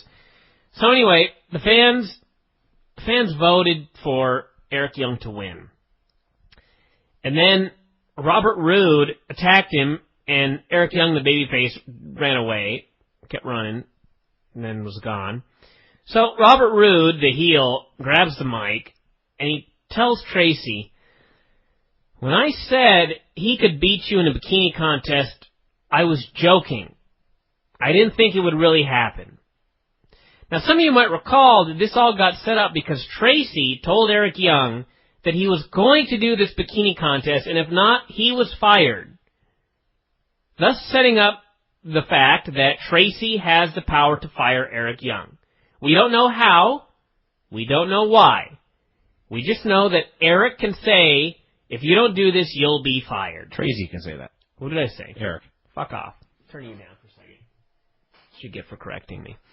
So, Tracy apparently has the right to fire Eric Young. Now, with all that said, Bobby Roode is trying to explain why he's so mad. He's mad because nobody likes him. And he says this right after telling all the people that they suck. Maybe he's just dumb, you think. So he says, Tracy, here's the deal. It is your job to sign Eric Young to a contract with Robert Roode Incorporated Enterprises, Inc. If you do this, you will keep your job. If not, you may be fired. Now, the reason he wants Eric Young in his stable is because the fans love Eric, and if Eric is in the stable, they'll love Bobby Roode. He wants the fans to love him. So instead of just saying, I love all of you fans, he yells at the fans, and then decides he's going to hire a babyface, or some such wackiness. Anyway, my question was, why can't she just go, you join Robert Roode Inc. or you're fired, and he's just in? She was acting like this would be an impossible task to get this man to sign with Robert Roode Enterprises. Am I missing something in this story? You are, without question, the only Homo sapiens on the planet Earth who put that much thought into this segment. I have to put all this thought into every segment, because every segment's dumb. Well, you're not wrong. Don't misunderstand me. None of it makes a damn lick of sense. Has Russo ever read a book? I don't know. Can he read a book? I don't know. Well, I don't even know. Supposedly he's read the Bible. He can't possibly be a Christian. Well, I realize people are going to be appalled when I can't say that. The Bible is available on tape. He could not possibly have read any portion of the Bible. No. He cannot possibly have listened to any of the Bible on audio cassette.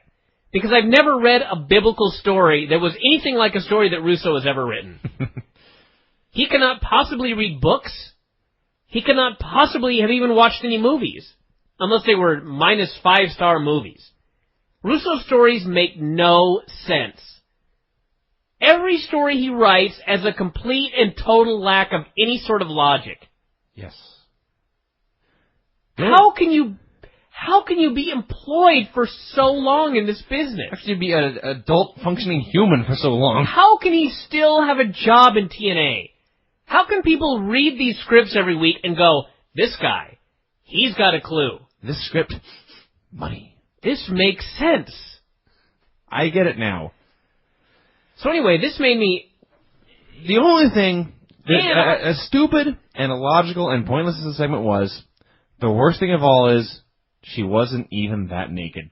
No. If she had been in something very skimpy, the worst thing it of wouldn't have all mattered. was that this occurred. Well, yeah. Well, somebody said, you know what'll be great on pay-per-view? Let's make people pay to see Eric Young and Tracy in bikinis. And his will be way, way smaller. Yeah, his was way smaller than hers. Yes. I don't know what these people are thinking. Then we had... I paid $4 for that, by the way. Yes. That upsets me. What? I could have bought teriyaki for $4. Instead, I had to watch Eric Young in SpongeBob bikini briefs. Oh, then we had Chris Daniels and Chris Sabin for the X title. This was the story of the show. Actually, this didn't even have a weird, wacky finish. This had a weird, wacky angle, but this may have been the only clean finish on the show. What happened was, Daniels and Sabin were wrestling, and Daniels began his comeback, and he hit the BME, and then he pinned him. Yes. He hit his finisher and then pinned him. At the moment where it appeared they were building to the finish, yeah, it ended. Yes. It was like someone tore the last couple pages out of a book. Yeah, they were like, okay, you guys have, end it now. I actually assumed someone had gotten hurt. No one got hurt. Yeah, it is so abrupt and so sudden. But like I said, I believe, and I could be wrong, but I believe this is the only clean finish in the show. It may have been. And then they did a wacky angle afterwards. Yeah, what's happened was, and also I've been trying to figure this one out for a while. Perhaps somebody can help me out. Jerry Lynn is the mentor of the X Division geeks. And for a while he was specifically the mentor of Chris Sabin, Sanjay Dutt, and Jay Lethal. Right. That was his trio.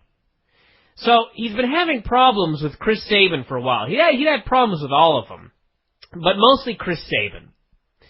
So then all of a sudden, and I still have no explanation for this, 2 weeks ago on TV, these three geeks, this trio, were just randomly having a wrestling match with each other. They were all fighting each other. Lethal, Dutt, and Sabin. Yeah. Yes. Just they had a match. They had a fight. Yeah. Where the winner would become the number one contender. And I believe it went a minute 30. Perhaps less. And Sabin stole the pin. Right. And Jerry Lynn has been yelling at Chris Sabin to shake hands and be respectful and this and that all month. So when this was over, he got the mic, Jerry Lynn, the referee, and he said, Chris Sabin, get up here and shake Chris Daniels' hand. So what happens? Chris Daniels goes, I don't need to shake his hand. I don't need your respect. He gets in a pull apart with Jerry Lynn. Mm-hmm. Jerry Lynn slaps Chris Daniels. Yes. And I don't even know where Sabin went. He hid in the corner. He just hid in the corner. I kept waiting for him to do something, but he just stood there. Yeah, and then that was the end. Yes.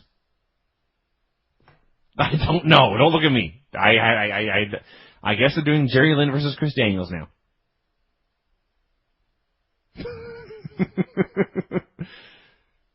I don't know. And the match wasn't that good. I thought it was good until it just ended abruptly. Yeah, it was not nearly as good as the match they had last month. Probably 2 3/4, maybe 3 stars, and then just ended. It was on its way to being significantly better. Yeah, but, I agree with that. So then we had Cornette coming out, introducing Dale Torborg, AJ Perzinski, however you pronounce this fucking name. That was right, actually. And David and Rick Eckstein. David is the MVP of the World Series. He had a trofeo of some sort. AJ had a title belt on his shoulder. And the crowd hated this. That's true. They were there, and I know that this led to an angle. Here's another thing about TNA. This led to an angle and all that, but if we pretend that it was not going to lead to an angle, All right? Let's just pretend we're in an alternate universe and this went off without an angle. Okay. What was happening? They brought up some baseball players. TNA decided on pay-per-view to randomly bring out 4 baseball players and talk about the book one of them wrote. Correct. You paid for it. Now, as I said, if we imagine no angle came of this, why? Well, because baseball's a sport. In the world of TNA, what caused them to go, let's bring these 4 baseball players out on a pay-per-view that everyone's paying $29.95 for and plug this man's book? Apparently they thought doing this would get their show on SportsCenter, which would result in millions and millions of buys. An angle did break out. And they've been on SportsCenter before, by the way. David was plugging his wacky book, and they asked him his favorite wrestlers, and he said Rhino and Lance Hoyt. Yes, that Lance Hoyt. Yeah, Lance Hoyt. So, AJ and Dale started ripping apart the book. It broke down into a fight. AJ cut a decent heel promo, actually. It was... For a baseball player. For a baseball player, it was exciting. It was better than anything Sabu's ever done. He threw the... Actually, Dale Torborg threw this awesome punch at... He did. He knocked the brother out. Rick. He knocked Rick out, which was just great. And they got in this little brawl, and who should make the save but, yes, Lance Hoyt. Hoyt. Now, why'd you do that? It reminded me when the fans used to chant his name. Well, don't do that anymore. I won't. Now, this... I'm sure, I don't know, I don't watch sports news shows, but I'll bet this got a lot of publicity. Well, okay. I'll let you finish. I'll bet this got a fair amount of publicity. Let's just say it was the main story at every sports show tonight. Let's just say that, okay? Why Lance Hoyt? Well, I don't have an answer for that question. I have exactly zero answer to that. In 1997 and 1998, when WWE had the opportunity to bring in Mike Tyson, who got the rub? I believe that was Stone Cold Steve Austin. In 1985, when WWE got Cyndi Lauper, who got the rub? Hulk Hogan and Roddy Piper. When, what are some other? Those are the 2 big ones. Yeah. Those are the 2... I'm trying to think of any others, actually, that... Dennis Rodman and Karl Malone.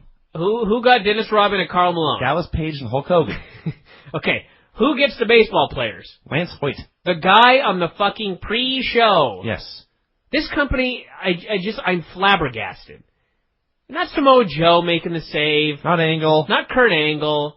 Sting. Not even Sting. Not even Jared. Jarrett. Like that. It's Dallas. It's giant Al Snow. It's the big brother of Kid Cash. Yeah. I don't get it. That's actually a much better point about this than I was going to make, which is they've gotten on SportsCenter before. When Jarrett had the brawl with the Tennessee Titans and when Brian Urlacher showed up, this all made SportsCenter. You know what? 35,000 buys. Yeah. Meant nothing. So thumbs down. Thumbs down. Although, when the fans, about 3 minutes in, were chanting, "We want wrestling," so loud that Cornette had to acknowledge it. That was good stuff. I can't believe Cornette's still with this company. Oh. I can't believe he hasn't given them the finger and driven back to Louisville. Their days. Rhino was doing a promo. AJ flew in out of nowhere, wiped him out. They began brawling backstage, and Rhino then nearly killed him. Mm-hmm. He gave him a front suplex onto a mailbox. I don't know why it was... There's a mailbox backstage. Yeah, some mailbox, in case you need to mail a letter from an event. From the Impact Zone. So they dropped him on this mailbox, and AJ just went skull first right in the cement. Yeah, he was supposed to land on the box and slide down. What happened was the box went flying out from under him. I don't even know if he was supposed to slide down. He was supposed to land on the box. Yeah, well, regardless, the box went flying out from under him. No. Let me explain what happened. All right. Because I watched it 8 times. I was there. You were watching his head. I see. Instead of dropping him gut first on the mailbox, like you're going to drop some guy on the top rope or something like that, all that hit were like AJ from the thighs down. I see, yes. So his entire upper body just plunged to the earth. Yes. Why would you... So anyway, then they brawl all over the Impact Zone. This was the first time AJ nearly died tonight. AJ decided today, I'm going to be in a wheelchair by 40. Mm-hmm. He had to have consciously made that decision. I've never seen... AJ's done some stupid things. He did so many stupid things in this one match. Usually it's like one big, dumb, stupid thing per match. He did about 5. Yeah, just over and over. And at some point, I announced, you know what? I don't care about AJ Styles anymore. I am out of sympathy for this man. Kill yourself, AJ. I'm cool with that. Aces. I would not go that far, but it's just, why do so many people have to get hurt before they start working smarter? Why can't you start working smarter before you get hurt? I'm going with the theory that he's just dumb. I don't know. So anyway, I mean, they had a good match, and he killed himself to have a good match. Yes. And then you steal a lot of shitty finishes. When you steal the worst finish off WWE house shows, something's wrong. Your company sucks. AJ fell down and grabbed his knee. Mm-hmm. Boy, my knee hurts, he said. I heard a pop. I heard a pop. The announcers, we'll get to the announcers in a minute. The medics came down, and boy, when you're trying to pretend a guy's hurt for real, don't let the guy try and stand up on his own and the doctor just stand there to see what'll happen. Bad doctor. If I get a spike through my head and the doctors show up, they ain't going to wait and have me go, let me try and pull it out and see what happens. They're going to do what they need to do. So he's feigning injury and that sort of thing, and the doctors, I guess, it took the whole team of doctors to go tell Dave Penzer that the match was over. And as they're going over there, AJ flew into the ring, cradled him using the tights, which was not a DQ this evening, and got the pinfall. Right. Well, we assume. We never actually saw the pinfall because the camera stayed on the announcer. Yep, the camera was focused on Dave Penzer. A close-up of Dave Penzer, who watched the pinfall with no reaction. No reaction. Which was actually the funniest reaction he could have done. So AJ went and he's dancing up the ramp and that sort of thing. And to me, this is what I hated most about the finish. You didn't do the finish, fine. Just go for it. To me, the dumbest thing was they kept showing a replay of the dive where he supposedly blew out his knee. And Tenay and Don West were like, oh, there it is. Right there. Look at his knee. Right there. That's it. They were showing us where he blew out the knee. And they were insisting that that's where it happened.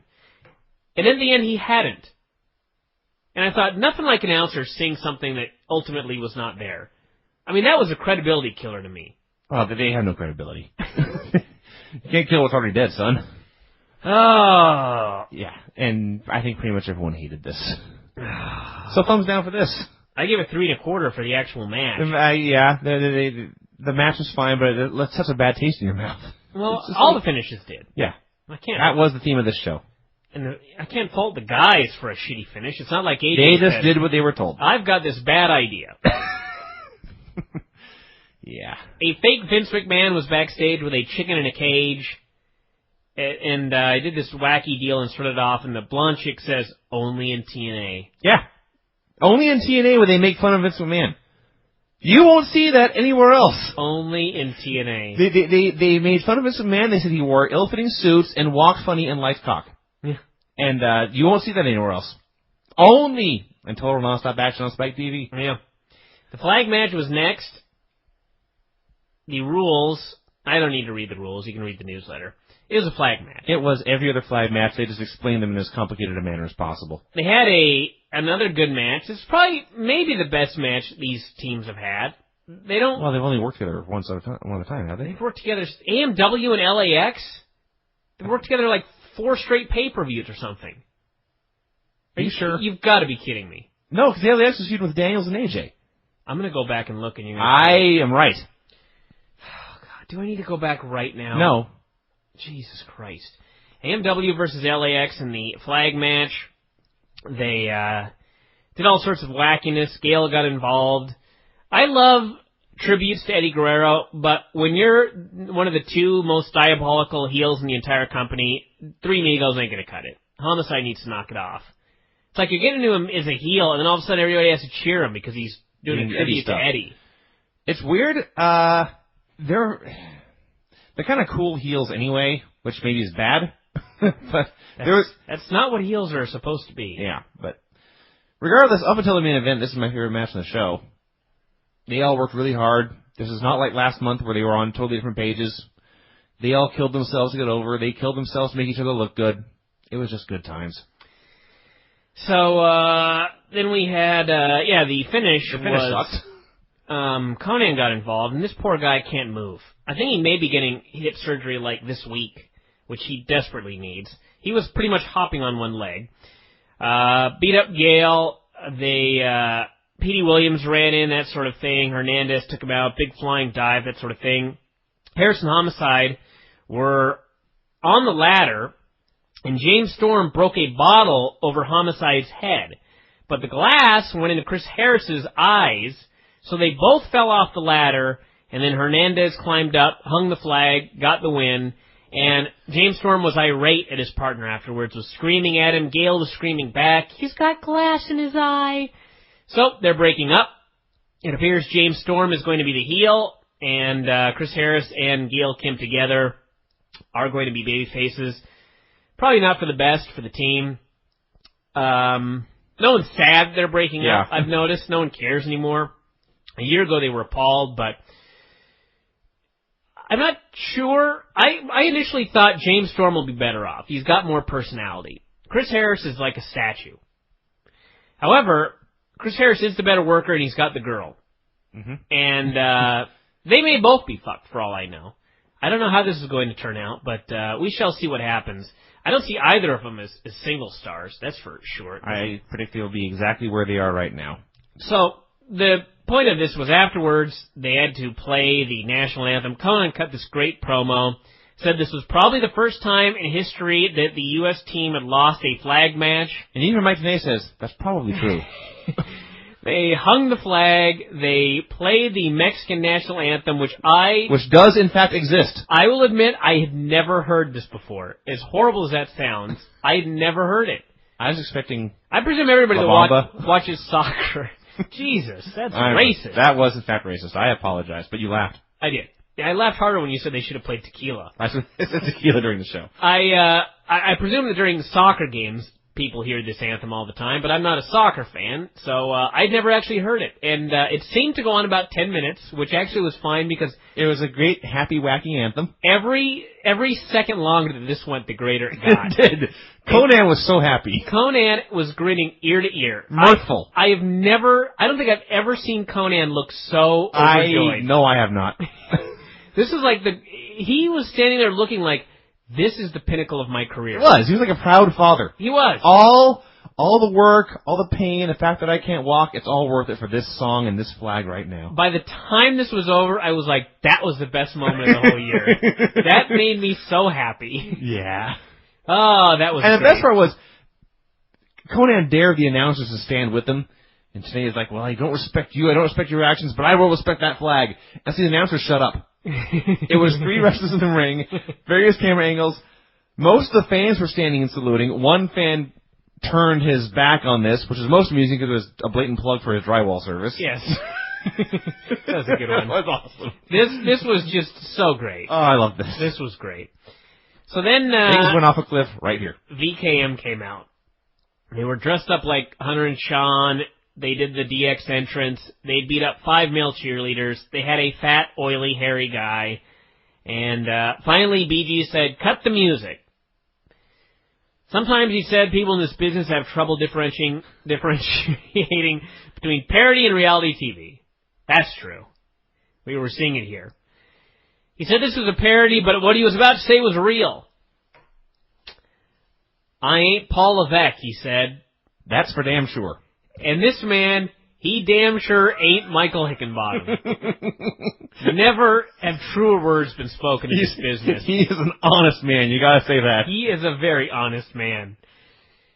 Now, this was another one of those, there's nothing I love better than a promo that's so inside, I have no idea what they're talking about. I follow this business as closely as I can. For like 10 years now. For 11 years doing this newsletter. And I have no idea. What I could fit together was that apparently WWE has sent a legal letter to TNA, a cease and desist for the VKM segments. That's what I figure must have happened here. They were talking about it like everybody knew the entire backstory, which we don't. So, basically, to cut to the chase here, BG James and Kip James have challenged Vince McMahon and DX to a fight with $1 million on the line. $1 million. $1 million. And Mike Tenay was insisting this is real. This $1 million is legit. Here's what I got out of this whole thing. First off, the whole idea is stupid. Mm-hmm. This whole idea is just a waste of... And I'll tell you why. B.G. James, as dumb as the promo was, he cut a great promo. Fair enough. He was a passionate man. Yes. He hates these motherfuckers. That he does. He will fight them for $1 million. Oh, he'll fight them for free. The fans were going nuts. Yeah. The fans were jumping up and down and screaming and going crazy. Sure. And I thought, you know what? Why can't you create a feud? Why can't you cut this promo on and let him the cut Naturals? This great promo on a team in TNA? Hey, where you can actually do the match. Yeah, wouldn't that be fun? Why couldn't he have gotten this angry at the Dudleys? Or the Diamonds in the Rough? Anyone? No, the Dudleys. Okay, Dudleys. AJ and if they were still together, AJ and Daniels. That would have been good too. The Geeks and Nash's crew. Sure. Why can't you make a storyline, let people cut a passionate promo, and then book the match on your own goddamn pay-per-view? I don't have the answer to these questions. They are coming out and cutting passionate, spirited promos and getting the crowd excited for a match that will never happen. Ever happen. And they're wasting time on a pay. I paid $4 for this too. Yep. On this pay-per-view, I paid $4 for an interview segment for a match we will never see, and I paid $4 for a bikini contest I didn't want to see. Yeah. Thumbs down. This was one of the stupidest things I've ever seen. First of all, I'm glad BG and Kip can get the 1,000 fans, whatever it is, in Orlando, the same fans come every week. I'm glad you've convinced them that DX sucks. Meanwhile, the fans in every other city that Raw goes to, hey, they think DX is pretty cool. And you know what? DX is over, everyone. We saw this in ECW. We saw this in ECW so many times. If DX went to the Impact Zone, they'd be gods. Yeah. That's also true. They would be gods. If you went to the Impact Zone and you put Triple H and Shawn Michaels at a booth, and you put MLK or whatever the hell their gimmick is in another booth, the fans would swarm. Actually, if you put MLK in the other booth... Actual Martin Luther King, yes. They'd swarm to him. But if you put BG and Kip and you put Triple H and Shawn in separate booths, there would be 4 fans by BG and Kip, and they'd only be there because as there was only no 4 room. Fans, they would get attention paid to them by BG and Kip. Or there was no room, yeah. They would be gods in that building. Instead, I don't know. So they came out in this makeup like they're all hundreds of thousands of years old. I'm pretty sure that Kip James is as old as those guys. Kip James is the oldest of them all. Yeah. Kip James is like, I think 3 years older than Shawn. Yeah. Which would make him about 5 or 6 years older than Hunter. Yeah. And BG James can't be that much younger than them. These men are all about the same age. Yeah. So then they come out, and their whole mission, as I understand it, they want WWE and DX to stop making bad TV. Even though you would think, as the competition, you would want their show to suck as bad as you can. Sure. So they don't like the skits that DX does. They don't like watching them beat up cheerleaders and watching them dance with a naked, oily guy. So they bring out male cheerleaders and a fat, naked, oily guy. Yeah. They do exactly the same thing DX does. Only worse. Only shittier. Somehow this constitutes a parody. Yeah. Bullshit. So then, they use the word $1 million challenge over and over and over again. They never actually said how the $1 million ties into the fight they want. Are they offering that to Vince and DX to come fight? Are they saying the winner gets the $1 million? Are they challenging them to put up $1 million of their own and it's winner take all? I don't know. I presume they will give $1 million to DX. And the best part of all is, if that's the bait, can you imagine Vince McMahon going, wait a minute, $1 million? Yeah. All I have to do is go to Orlando and fight a redneck, and I'll get $1 million? Oh boy! This segment fucking sucked. It pissed me off. Wow. It's a lot of passion. It was a lot of passion. Just a bad... I was angry about it. Jeez. I wasn't angry. Completely without merit. What was funniest is it's like somebody read the Bischoff book and picked the 2 dumbest things he did and decided to try and do them in one angle. Try and do them worse. Oh, God. Remember when he challenged Vince? I do remember that. And And he got a legal letter. They must not have read that part about it. WWE is going to be on the warpath for this one. Good. And also the WCW $1 million challenge that lasted a week before management put the ixnay on that one. Oh yes, WCW is back, children. And in fact, as Christ Almighty, as a man of God or reverend, I will say this, I wrote originally Abyss versus Sting versus Christian for the WCW title. And it wasn't until I went back that I went, wait a second. That company's dead. That company's been dead for 5 years. Again, they had a decent match until the wacky finish. And this finish was even wackier than usual. Oh, that's true, actually. What they did, first off, I got to say that the highlight of this was when the fans were chanting Chris. They weren't chanting Chris. There was a moment where I think Abyss had the thumbtacks and he was hesitant. Yes. He thought perhaps I should not sin with these thumbtacks. And the fans tried to appeal to Abyss by chanting Chris, Chris, Chris, Chris. Chris. And then Jake Chris ran out. No, he didn't. Not really, no. So what happened at the end was there was thumbtacks and all sorts of wackiness, and they booked a botched spot. That was, in fact, the finish.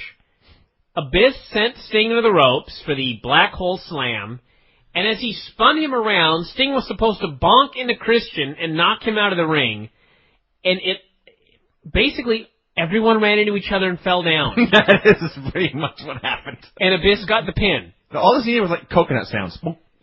Now, here's what happened. Last month, Sting offered to do the job to Abyss clean. And TNA said, no, we're doing this DQ finish. So apparently at some point in the last 3 weeks, they decided, okay, you want to put the guy over? Fine. He can beat you clean in this match. So they fucked this finish up so bad that it looked like a mistake, and the impact was such that in no way did it even remotely begin to get over. I like how, by the way... When you read in the results that Abyss pinned Sting, and it's like, oh my god, Abyss pinned Sting, you didn't watch it. If you watched this in no way was anything special. This may have been worse for Abyss than last month, actually. And I also... No, okay. But I do like how in 2006 in TNA, clean includes thumbtacks and Tyson Tomko running around. And Tyson Tomko hitting the ref, which last month was a DQ and a title change. Yeah. And this month was nothing. I also love, the tacks were dropped in the ring and then not used for a while, and Abyss was teasing, chokeslamming Christian, I think, into the tacks, and Tomko kicked him in the face. So Abyss fell down and got to his hands and knees over by the ropes. And then he crawled over to the tacks and placed his face over them and just waited. Time passed. Fans said, what's going on? Why is his face over the tacks? Is someone going to hit him? Yes, here comes Tomko. And finally Tomko ran over and stomped his face in the tacks. You know what's funny is, a few months back, after about the 80th tack thing I wrote, you know the tacks mean almost nothing now? Now? They mean nothing. They've actually gotten less, yes. They mean nothing. The thumbtacks bore me. Yeah. Who cares? They have killed thumbtacks. That takes talent. It's amazing. To the face, mind you. Sure, yeah. The thumbtacks in dude's face, and it's like, yep, seen that. Yeah, so this was... You're dumb. This was not good before the finish, and then it just sucked. But even before that, there was these pathetic, half-hearted, let's go, Christian, let's go, Sting. Yeah, no one cared. No one, they were trying, but they didn't give a shit. They gotta get out of the Impact Zone for some of these pay-per-views. TV's fine. Keep giving the fans the TV, but the Impact Zone pay-per-views, I don't know. Angle and Joe 2, 20 minutes long. Actually, it was like 1912 or something of that nature, but about 20 minutes. I thought the funniest part of this match was when they did the Daniel Puder spot. They did, in fact, do the Daniel Puder spot where Joe hooked a key lock, and Angle covered him with his arm in the lock, and this is pro wrestling, so the ref counted, and Joe released the hold. But the thing is Vince McMahon, for the rest of his life, will be doing Montreal finishes because... he was involved. There's some sort of psychological mishap that has occurred where Vince needs to keep doing it over and over and over and over and over again, perhaps to prove to himself that what he did was right. Sure. I don't know. I don't understand Vince McMahon. I'm not Freud. But Angle, I determined tonight, and we'll see if I'm correct, for the rest of his life, he will be attempting to prove to himself that he would have won that fight with Daniel Puder. He had Puder pinned. Because if you'll notice, what happened here was Joe put him in the Kimura. Angle fought and fought. Angle leaned over so that Joe's shoulders were down. The ref counted 2, and Joe kicked out. And Angle immediately got on him and continued beating on him and dominating him. Yeah. Because the story is that had that not been a pin, Angle was not going to submit. Daniel Puder did not have him. Right. Angle would have beaten this man. Yeah. And for the rest of his life, I bet we will be seeing weird variations of this as Angle attempts to prove to himself that he did, in fact, beat Daniel Puder. And would have beaten him had the ref not done what the ref did. But anyway, other than that, great match. Yeah. We mentioned it before. We'll talk about the finish here. The ref took a bump, and boy, did that kill the crowd. Well, okay. It went almost 20 minutes, and the last 4 minutes was just awesome of reversal to ankle lock, reversal to choke. Occasionally throw the angle slam in there, or Joe teased the muscle buster, but so there got some near falls, and the fans were just eating everything up. I did feel it was slightly overkill.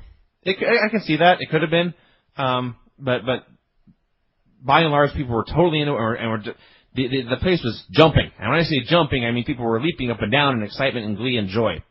And then they did this ref bump, and it was just whoosh. All the spirit, all the energy just sunk. So they did the ref bump. Joe Yeah. I'm sorry, I'm cutting you off. Well, you cut me off and you didn't even know what you were going to say, is the best. Well, I started to talk and then I realized, wait, I'm cutting him off. That's rude. Well, tell me what was going to happen then. They did the ref bump and Joe immediately locked in the choke. And Angle fought, and this was like the 3rd or 4th time he'd been in it. And he teased tapping, and finally he started to tap. And no one cared because they knew it was the ref bump. Yeah. The ref is still down. So Joe released the hold.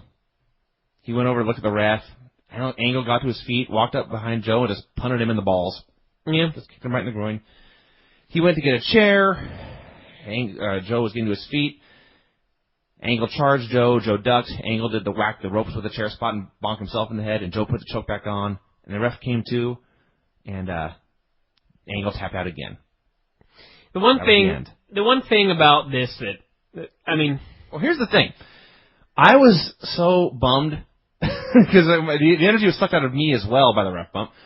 I was like, I can't believe they had the one guy win and then they swerved us and the other guy won. And I thought, wait a minute, no. Joe won both times. Yeah. It was so fucked up, it didn't even occur to me that the right man won in the end. Yeah. I had forgotten completely. Well, I had to think about it and say, wait a minute, no, he deserved to win. The promo that Angle cut when he goes, win, lose, or draw, this is the last match ever. That's when I knew. You knew, yeah. I knew. I knew too, but still. Because I knew there had to be a reason. Joe had to win, and there had to be a reason for Angle to demand a 3rd match. And if he said win, lose, or draw, if he just lost, he should be fine with it. Now, I realize that I should preface this by saying that I'm looking for logic in a TNA storyline. You're cool. If I had been completely wrong, things happen. So I figured, okay, there's got to be some sort of finish where Angle, in some way, loses either via a fluke or via a run-in or something weird where he's got something to bitch about. And this was it. The one thing I didn't like is if you're going to do something weird like this, okay, when Angle was the wacky goofball in WWE, the bouncing the chair off the top rope in your own head, that's hilarious. Mm-hmm. That's a great spot. When you're the wrestling machine, and you're like the most unstoppable man in the world, and the man who beat Joe, you're such a geek that you bounced the chair off the ropes in your own head. What a dork. I don't think they should have done that one. And I love it when Angle does it, but it didn't work in this match. This match did not need a dork. No. And he also has, when Joe pulled him into the choke, he pulled him in by the trunks. I don't know why. Yeah, it was like Angle was trying to escape, and Joe was trying to pull him down by the trunks, and Angle had the ropes. I expected the ref to come over and kick his hands away. It was like that. That would have been even worse. Yeah, I agree. That's opening match bullshit. But yeah, so Angle tapped out, and they'll have Joe Angle 3, which, knowing TNA, will take place in January. I predict it will take place this week on Impact. It could. You could actually be right. I would not put that past them. But anyway, that was the pay-per-view, kids. Like I said, thumbs in the middle, pointing slightly up because Joe Angle was an excellent match. If you really, really like good wrestling and can accept that bad booking does not necessarily mean bad wrestling, then you should get this replay. Yeah, this was, and like I said, you should have known going in what you were going to get. But if you can handle that sort of thing, if you can handle great wrestling until a bunch of horrible finishes, then this was the pay-per-view for you. So that was the deal. Like I said, thumbs in the middle, pointing a little bit up. Much better than ECW last week. Oh, God, yes. Just in case anybody wants to compare those two brands. And nobody will be fired tomorrow. They should fire Russo, but he won't be. They should also fire the director.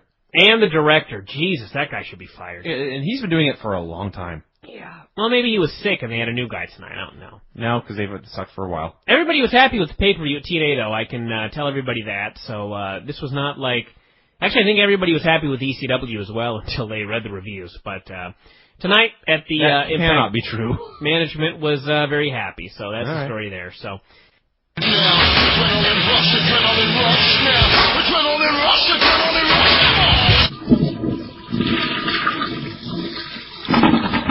As I mentioned, Vince does not know who the special guest is, so it's going to be a surprise to him as well. So, hold on, everybody, and you will not guess this guest. I would guess. I wasn't even trying to. Vince, guess. Brent Kremen. 3 guesses. That was one you just failed. Okay. He's Lance Storm. That's 2.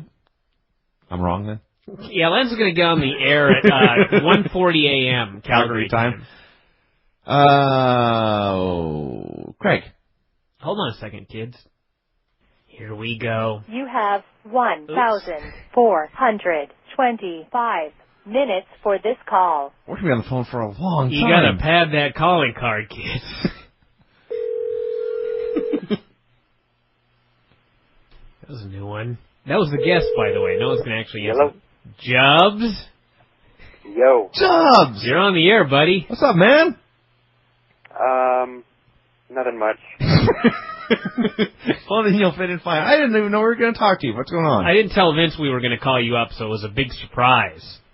I'm kind of disappointed you're What not Craig. a horrible surprise. Well, I am a little disappointed you're not Craig, but that's only because I guessed Craig and now I am wrong. Yeah. But frankly, if I'm going to be wrong, I may as well be wrong and be with my buddy Jubbz. Jubbz, how you doing? What'd you wager? Nothing. We didn't put money on this set. Vince is a poor man. Yeah. So. It's just my pride. Yeah. Jubbz, what's new lately? Nothing's new. Here's the deal, everybody. Here's why Jubbz is on the line. Jubbz, we tried to get him on the line to talk about the Battle of L.A., and he refused. And then out of the blue today, he agreed to come on the show to defend the TNA product. See. Jubbz, I believe, is a huge fan of Vince Russo. I believe we had a lot of arguments about young Vince Russo when we were in California. What is it about Vince Russo, Jubbz, that you're such a fan of? Well, first I just want to say, how's the weather? Because in California or in Los Angeles, it's beautiful. Same here. Yeah, it's great. 80 degrees, oddly enough. It's great up here. No, we just ranted for 10 minutes about how shitty the weather was. Basically, no one has power, and I don't have cable. And 4 people have died, and 700,000 people are out of power, and that's half of the number that were out of power. Other than that, things are great. Wow. So tell us about Vinny Roo. I don't know. I just think that he gets a bad rap for stuff that he, I guess, did in the past. But like right now, I really like the TNA product. I should note that the last couple of TNA pay-per-views, you have sent me texts. In the middle of the show, I'll get a text saying, "This show's great, best pay-per-view of the year." And at first I was like, what's going on with Jubbz here? Why is he telling me this? This ain't that great a pay-per-view. And then it soon dawned on me that these are the Vince Russo shows. And Jubbz, were you watching TNA before Vince Russo came along? Yes, I actually watched it when he first started in the weekly pay-per-views. Okay, which actually I thought was the best period. So you... because I like the SEX angle and that whole group and against the old timers and stuff like that. I really like that. Okay, now the thing is, when I put almost all of that era out of my mind. Yeah, I know what he's talking about. I don't remember much. When I look back on that era, I have almost no memory except for the Dups and their outhouse brawl. What'd you think of that one? Repeat that. The Dups and the outhouse brawl. Remember they had some stupid the Dup Cup. The Dup Cup. Yeah, the Duck Cup. How can you not like that? So you actually were a fan of the Dup Cup? No, not really. I wasn't. I actually don't remember quite a a lot of that, but after when the SEX angle started, and that's when it was like, wow, this is awesome. Here's one memory I have of that era. AJ was their heel world champion, and Vince Russo was his manager or psychic or whatever, and they cut a promo from a swimming pool somewhere. And they're cutting this heel promo, and AJ said, "Hey, Vince, I learned a new flip." And the World Wrestling Heavyweight Champion did a flip into the pool. I remember that, and I will admit, Jubbz, that was great. I cannot deny that. And really, Jubbz, actually, this was a bad week for you to come on because the last 2 weeks of TNA have been significantly worse than this week's show. This wasn't the world's greatest show or anything like that, but 2 weeks ago, Jubbz, that was a horrible show. 2 weeks ago was the worst wrestling show I've ever seen. You may disagree with that, but I thought that was the most horrible show I'd ever seen in my life. And last week was pretty bad, but not to that level. And this week was, I don't even know how to describe this week. It's fine. The wrong word. It was flawed. It was all right. Yeah. Here's another thing I'd ask you, Jubbz. Did you watch a lot of Vince Russo during the WCW era? I mostly watched WWE. So you didn't see I know a lot of the stuff that happened. But you didn't actually watch it? You didn't see the Millionaires Club? And the New Blood? No, not really. All right, so we can't talk about that. That was some bad shit right there. I just want to throw that out there. But let's talk about this. Go ahead. I just wanted to say that are the shows the past couple weeks bad because you think that Russo is booking everything?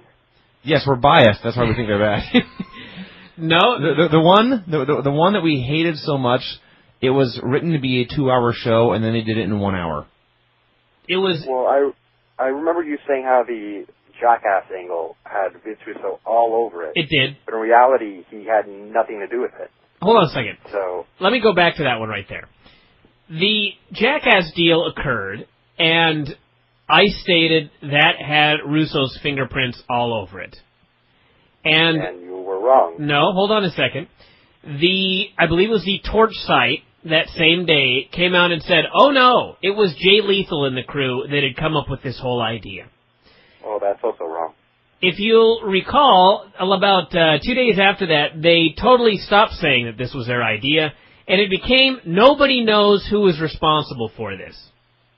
And the Observer stated the same thing. Nobody knows who is responsible for this because nobody was going to take any credit for this horrible bullshit. So are you telling me that I'm going to have I'm breaking an exclusive on your show because I know who booked it? If you have an idea of who booked this, I know for a fact who did. How do you know for a fact? Were you there? Well, I've spoken with people. Okay, what's the story? Actually, it was all Jeremy Borash. Jeremy Borash booked that whole thing. Yes. And you know, it's not unbelievable. And this is your fact. I'm 100% sure. Okay, I'll take your word for it. It still was bullshit. Whether Russo booked it or whether God booked it, it was horrible. So, with that said, the last couple of TNA shows, I will say the same thing. If it comes out that Jeremy Borash booked that show 2 weeks ago, that was still one of the worst TV shows I've ever seen. I will even go as far as to say this. If it comes out that Jim Cornette wrote that TV show 2 weeks ago, that was the worst show I've ever seen. I don't care if Vince Russo booked it. I don't care if Jim Cornette booked it, Vince McMahon. I don't care if you booked it, Jubbz. I don't care if Vince booked it, Vince here next to me. That was one shitty, horrible show. That's what I have to say about that situation there. But you thought it was fine? Yeah, I actually did not have a problem with it. All right. This is a show, Jubbz, with the three-way that went 1 minute and someone stole the pin. For the #1 contendership? And it was 3 friends fighting for no reason. Well, a lot of matches happen for no reason. Why would it matter that... First of all, they weren't friends. I thought they established that Sabin, broke off with them. Okay, so if Sabin broke up with the other two, why were the other two fighting each other? Shouldn't they still have been friends? Contendership. So basically, everyone in TNA is a dick who will stab each other in the back for a title shot. Well, it's not like they turned on each other. They were scheduled for a match, so they wrestled. Okay. But you're saying so there has to be a story behind every match. Yes, you're saying how there's too many stories going on in TNA. No, they shouldn't have booked that match. That's what I'm saying. If you have it would be like let me think of a Spirit Squad. We've established that the Spirit Squad are all a team. They're all pals. You don't just see on a TV show with no announcement, no build whatsoever, a 5-way match for the number 1 contender with all 5 Spirit Squad guys. You would never see something like that. If you picked any stable in New Japan or in Mexico, Los Guerreros, Los Infernales, whoever, even though they broke up years back, we'll just pretend they're still together. Sure. Or there's the Mephisto of Mero. Del Mal. Yeah, any of those groups. You would never see on a random edition of CMLL television those guys just all in a match fighting each other to get a title shot. You would never see it in Japan. You would never see it in Mexico. You would never see it in WWE. You would certainly never see it in Ring of Honor. You would never see it anywhere. And it was just done on this show for I don't even know why. They couldn't find 2 other men to go against Chris Sabin, where you could at least believe these 3 men don't like each other. Well, what you just said was, it has happened in WWE several times. Like they'll go backstage and they'll show, like when they're plugging a video game or something like that, they'll show like Paul London and Funaki or whoever, playing the video game together. And then, they have a match later on. I mean, it's... Yeah, but it's not a long-established team. That's just 2 geeks in the back playing a video game. I'm talking about established pals and friends. These guys were doing skit after skit together. Yeah, but did they ever, team up or anything? Sabin, Dutton, and Lethal? Yeah. Regularly. For months. It would be like if you tuned in to if you're watching NWA in 1980 and you tuned in and Stan Lane was wrestling Bobby Eaton. Just for no reason. Yeah. When you could put any other man in the ring with Stan Lane or any other man in the ring with Bobby Eaton or anybody else. Instead, just those 3 guys fought each other. It made... Let's do this. Let's run down this show and we'll chit-chat about it. This was the TNA show from Thursday. Open up with Angle threatening to kill Borash because of the skit that he booked. I already forgot. Angle was looking for Joe, and for some reason he was looking for Joe in the copy room. Sure. I'm still not sure why. But he wanted a rematch. That's the key. I'm all fine with that. Angle should want a rematch at this point. So then we had Robert Roode and Tracy in the ring. He was talking about how he was an unhappy man. Angle... Yes? Robert Roode said, I am not happy. And I laughed and laughed because we've not seen this man in anything other than anger in maybe ever. That's right. So he was in the ring. I also want to say how a couple of shows ago, I believe on the pay-per-view, you said how you were questioning Roode's power because he said he was going to fire Tracy if she didn't sign Eric Young. Well, okay. No. That in and of itself would be okay, because in theory she's his press agent. The problem is, she's threatening to fire Eric.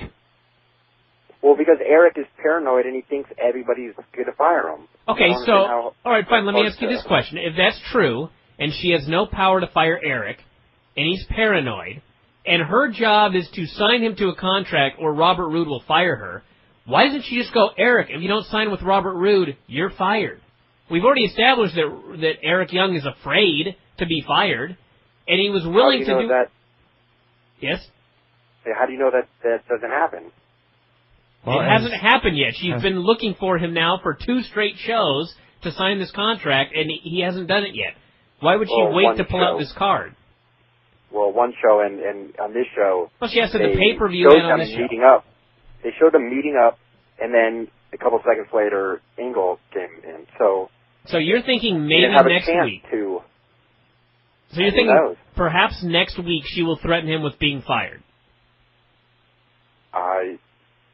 Probably, I don't know. Okay, well, we'll assume that next week she's going to do that. We can move on now. I'll bet she doesn't. We should be taking bets on this, but you're poor and I'm cheap, so sorry, Jubbz. Angle kicked Roode out of the ring and just sent him packing. He was begging Joe for a rematch. Joe appeared on the screen, noted that Angle had said, win, lose, or draw, this is the last match, so he wasn't going to have it. So Angle freaked out and ended up beating up Don West, put him in the ankle lock, and left him screaming in agony. The security guys came out and actually calmly asked Kurt Angle to... This was so freaking great. Angle and Don West were in the foreground of the shot. immediately behind them. They didn't even circle them because that would be a bad camera shot, I guess. They all came up on one side of Kurt, and they all put up their hands and said, "Kurt, stop." Yes. They didn't actually pull him off. Meanwhile, if you look even behind them, there's a third level. Mike Tenay was at the desk, sitting there, looking back and forth, waiting for help to arrive. Yes. This was freaking brilliant. Now, actually, I will give this a thumbs up because, number one, Don West screaming was hilarious. There's always that. Even before that, Don West being in fear of Kurt. Yes. That was great. And number two, this show, there were improvements on this show, and I'll tell you this, Jubbz. Here were the two main improvements that I saw on this show. Number one was that they put Cornette in the booth with Mike Tenay. Yes. This must be done every week. Jim Cornette is 8 million levels above Don West as far as explaining to the viewer at home what the fuck is going on so that they understand. Yes. That's a positive. Not only what's going on, but what's really important. Yes, what is important. Well, I had a problem with one thing that Cornette did. Okay. And that was during the tag match. And I believe Harris tagged in Storm, but the ref wasn't looking. But immediately when he tagged in Storm, Cornette's going, "Oh, but the ref didn't see it, the ref didn't see it," when the ref had yet to even turn his back to see if... So that's his point. He can... No, he felt like as in where he knew that he called the spot before it happened, basically. Yes. So they tagged, and Cornette saw, hey, the ref has his back turned, he won't be able to see that. When that hadn't mattered earlier. Like, he called the spot early. That's pretty much what it was. All right. I'll take that one. Where were we before we got it? Oh, and the other thing. The other thing they did that was positive was replays. They actually had replays on this fucking show. Indeed, they did. I almost had a heart attack. Like after commercial. After commercial, they came back with a replay. Cool. I mean, in no way will I take credit for this, but Jesus Christ, we've been harping on that one for like the past year. That is the one thing they need more than anything else is replays. Because normally they do something, they go to commercial, they come back, they never let us know what happened. They never hammered into our heads, and it's so easily forgotten. That was a gigantic thumbs up for TNA for this week. So that was that. So then we had, by the way, TNA was outraged, which is also always a thumbs up. When yeah, so anytime you get Mike TNA giving a stern lecture. Yes. Abyss faced Ron Killings in a non-title match. Here's the thing TNA does they need to stop doing. This was a match they actually gave probably 7 minutes to, 6 minutes, somewhere around there. But they cut to commercial in the middle of the match, so we got about 1 minute, and then it came back and we got about 3 minutes. So, it's one thing when WWE does a 20-minute match and you do a commercial at the 10-minute mark. When you're doing a 6-minute match and you've got a 2-minute commercial break right in the middle of it, you might as well just have the match go 2 minutes and then go to commercial. It's pointless. So, that's what they did during this match here. Abyss beat him clean with I guess it was clean. He was chasing Jim Mitchell through the ring, and then he ran into the Black Hole Slam. That was that. But too short. Other than that, no real problem with this. Ron Killings ain't happy there. They ain't happy with him because he's not happy there. But no one has anywhere better for him to go. No, that's the deal. So we had Letitia interviewing Christian and Tomko backstage. Christian said Abyss owed him a rematch, and if he did not grant it to him tonight, he was going to reveal the big secret. They immediately cut to elsewhere backstage where Eric was being accosted by Tracy. She wanted him to sign the contract.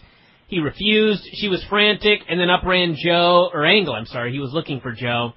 Ended up giving him a forearm, laying him out, and they immediately cut. Like, the moment the bump occurred, they cut away.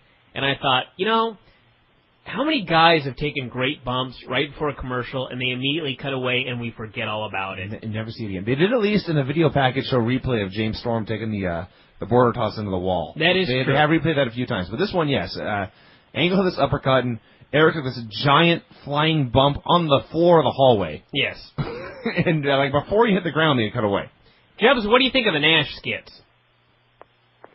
Well, have you seen the director's cut version of it? No, Jubbz, we watched the TV show. Okay, well, it's basically, it's like 8 minutes long. I will say this: a lot of the stuff Nash and Shelley did that was only on the internet was way better than what was on TV. Yes. So he may be right in that the extended versions are funnier, but that doesn't matter. They are not on... Because most people aren't watching YouTube. Well, I will say this, that if any company can get away with putting stuff on YouTube and getting some of their audience to watch it, it is TNA.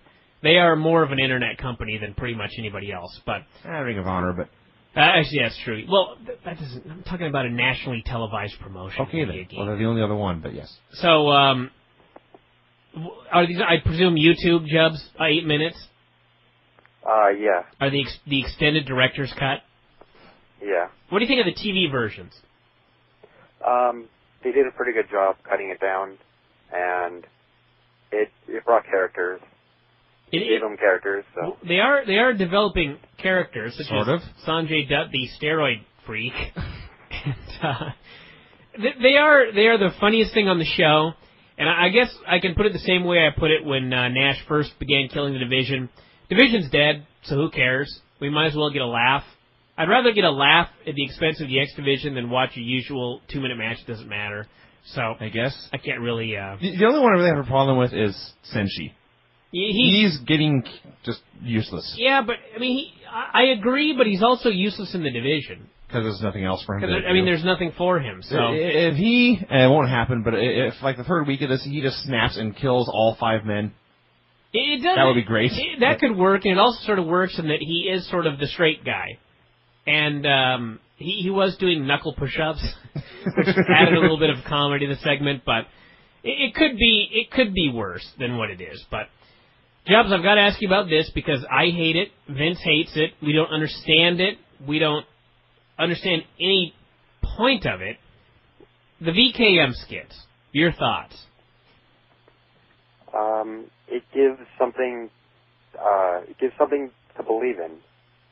I beg your pardon? The crowd really wants it. People who are, just watching the show that aren't on the internet or anything, they think, hey, it might happen. Okay, now they don't know if there's a deal between the two promotions. They don't know that, but okay, let's just say you're Vince Russo. Where do you go with it? You can't have the match. The match is never going to happen. So, what are we building for?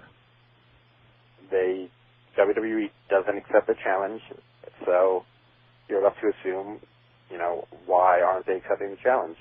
So the whole thing is to build an angle where WWE is cowards. Pretty much. All right. So the theory then is that people are banned in WWE because DX are cowards, and then they'll start watching TNA. I will tell you why I hate this. I've mentioned this before. You're never going to get the match. The match is never going to happen. And here's the thing with WCW in 1998, when they invaded CNN Center. Number one, everybody knew that this was one thing about the war that was real. These two sides really did hate each other. And part of the reason it was fun was because both were huge, number one. And number two, you knew that you might get retaliation. Because this was the period where Bischoff would be giving away results and WWE guys were being sent to CNN Center, and it was back and forth. It was a give and take. Not only are you not getting the match in this whole deal, you're not even going to get a reaction. You won't even get Hunter and Sean on TV going, boy, we kill that VKM, but they're going to have to come here and this and that. You're never going to get a reaction or a match. So I have no idea what the point of wasting time in an hour is on these skits. Entertainment. Well, they're feeling there too. Here's my problem, and it's actually not even what Bryan said. They're attacking DX, talking about how DX sucks and how much they want to kick their ass. For 98% of the wrestling audience, DX is cool. They like DX.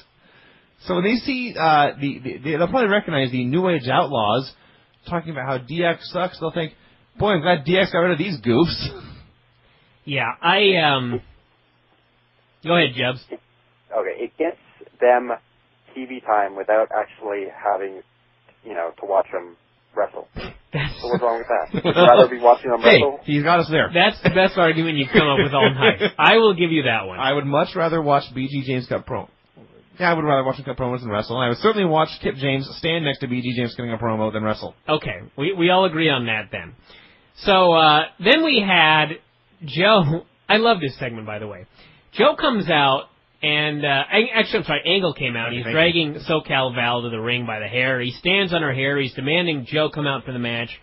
Cornette gets in the ring, and this is how he explains this, okay?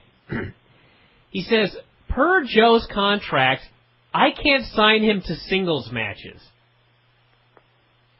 No, a singles match against Angle. No, he said he couldn't sign him to singles matches. He did not have the power to sign Joe to any singles match he wanted. Joe had to approve all singles matches. But he could sign him to tag team matches. Yes. So it's going to be Joe Angle in a tag match next week, and Angle, he said, could convince Joe to have the match or whatever. But, I mean, I sat there and I thought, who's the dumber GM?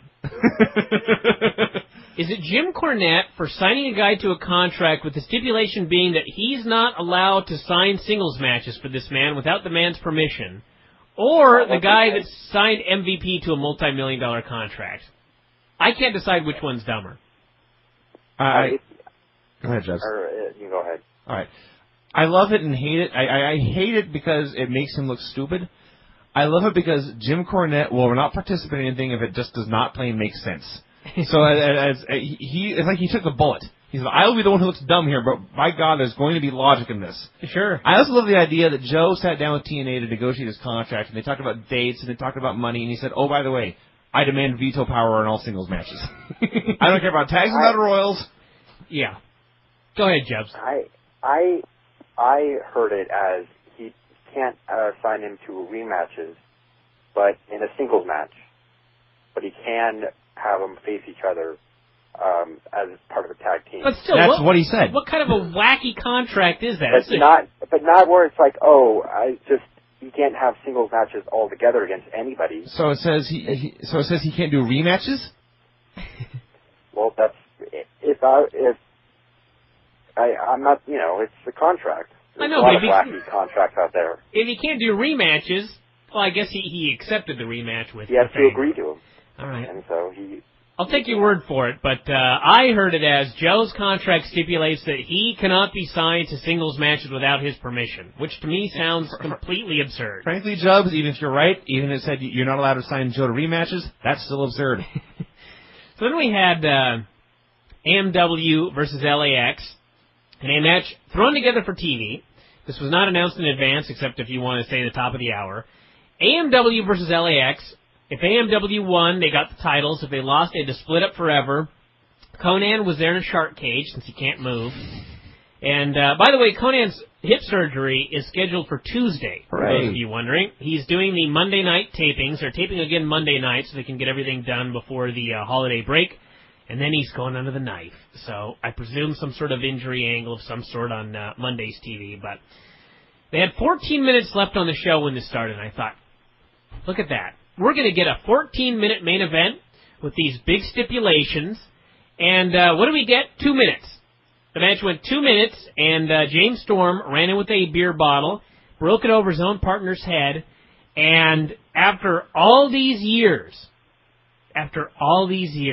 they gave this breakup 2 minutes, and they immediately cut to the back, and the only good thing about it is at least when they came back to commercial, they showed one replay of the whole deal. And it wasn't even the main event it wasn't even the final thing on the show. Nope. They've been teaming for 4 years. Yep. And this was you will never see that again, by the way. This was a 2-minute semi-main event match on the undercard of Christian's promo. Correct. I did not like that. Given 40 minutes preview time. Yes. Yes. This is what everything we hate about TNA, really. Yeah. I mean, at the very least, can't this go on last? That would not have made me feel any better. It would have made me feel slightly better that at least they were main eventing their final match ever in 2 minutes for the breakup after 4 years. Jubbz, your thoughts? Well, first off, we've got you, don't we? No. I'm processing it. I love you, Jubbz. I wish we had a webcam for Jubbz' processing here.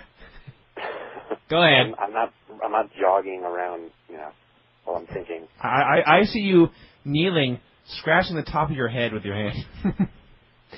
Vince is a geek. Go ahead, Jubbz. I don't think it went on last because if, isn't there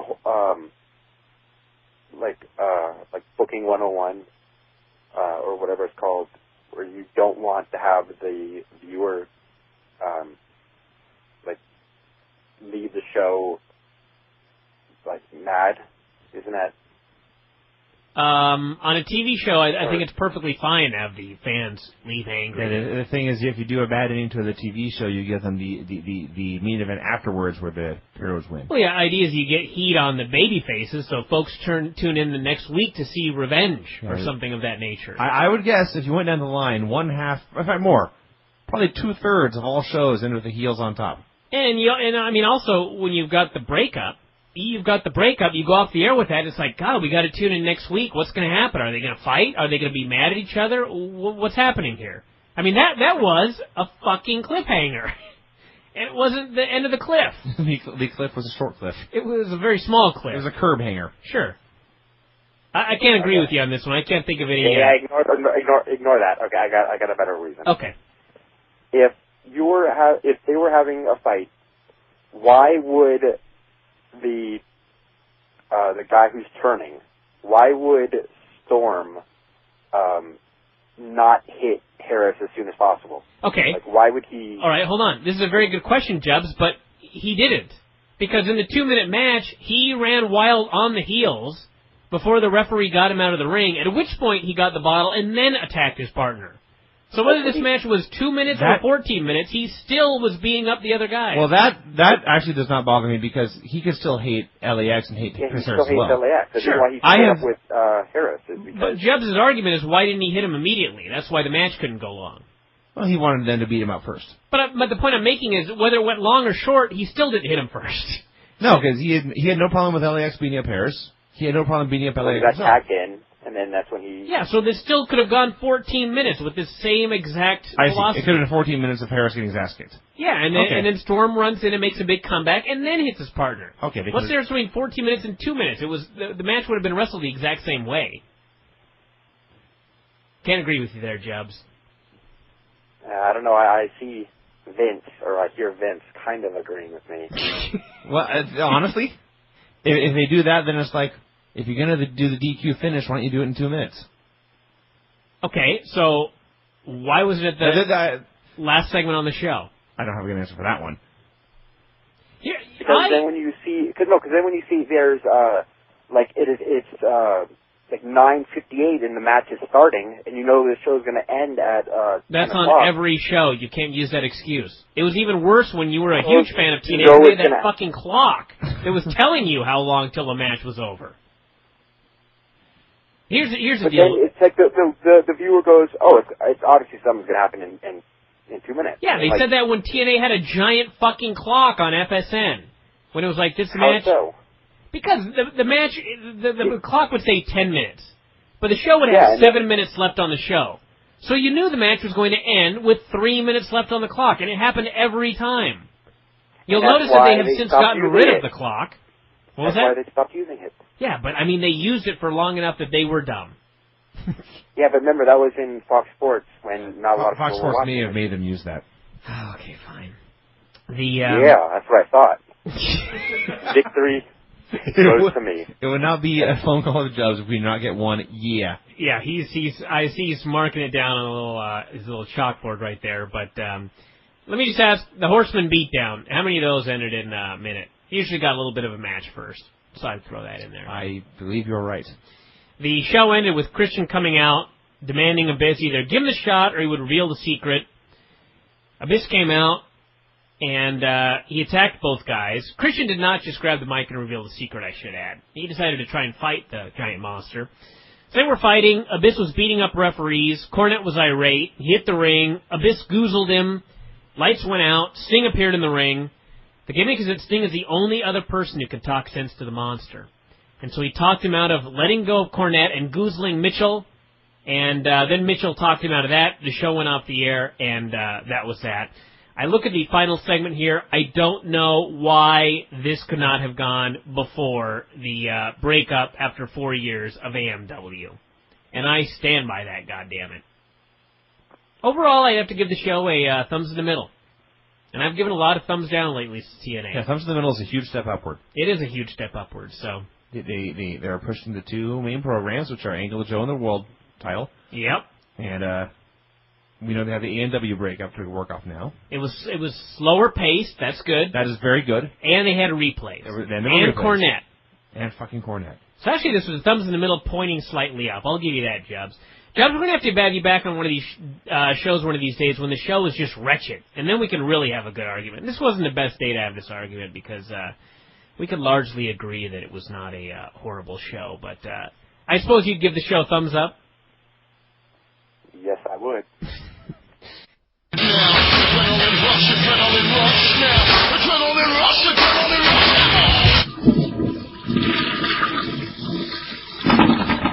Nailz, we're going to keep you on the line here for a second here because we have two things that I need to discuss with you. One, yeah, exactly. One, we're going to talk a little bit about TNA because I know that you watched at least part of that show. But first off, I'm sure you've heard the rumblings.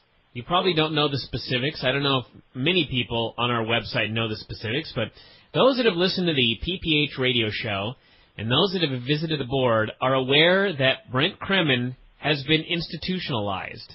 What? You didn't know this. Well, I read something on the board, and it's hard to tell when somebody's being, with him, it's hard to tell. With the board in general. Yes. I read many things in the board and think, this is a bad joke or something. Sure. No. This person's full of shit. I thought, okay, but then, I was reading through it, and I thought maybe it was true, so okay. Or something where one of us will make a joke and people will run with it. Yes. Yeah, that's kind of what I thought. That's the most common thing. Yeah, that's the most common thing. Well, the truth is that Brent Kremen has, in fact, been institutionalized. He is in for 9 days at this point, and in 9 days, there is the potential that he could remain inside for an additional 90 days. His parents have alerted him that they don't think he's going to be in for 90 days, but he is extremely worried.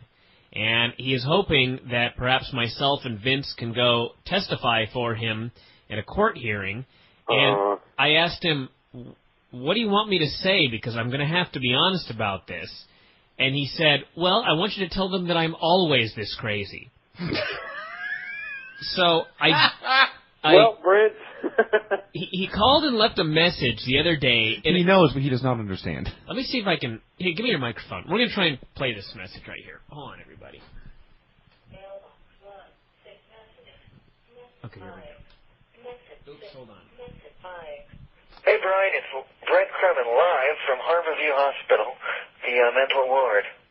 My parents have put me here involuntarily. Blake and Tina don't think I should be here. So maybe you could go and we could do like a 3 minutes with Brent Kremen live from the mental ward. I'm sure that I would have a lot to say. So how about if you give me a call here, even to visit, and in a couple of weeks I have a hearing, so maybe you could be a witness and say that I act this way all the time. You call me at Harborview Hospital. Yeah.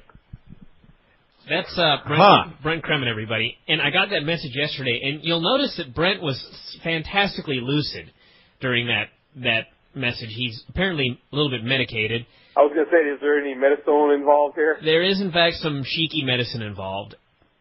Actually, probably not that cheeky medicine, but there is some medicine. No, he's on some extra good stuff. And before SmackDown tonight, he called again, and we had another chat, which ended up going a long time. And he asked me if I wanted to hear the story of how this occurred, and I told him no. Because, by the way, when Brent wants to tell you a story, that's usually a good idea. Yeah. So I told him no because, he said he wanted to come on the show. So I thought, okay, well, we'll call you during the Christmas show.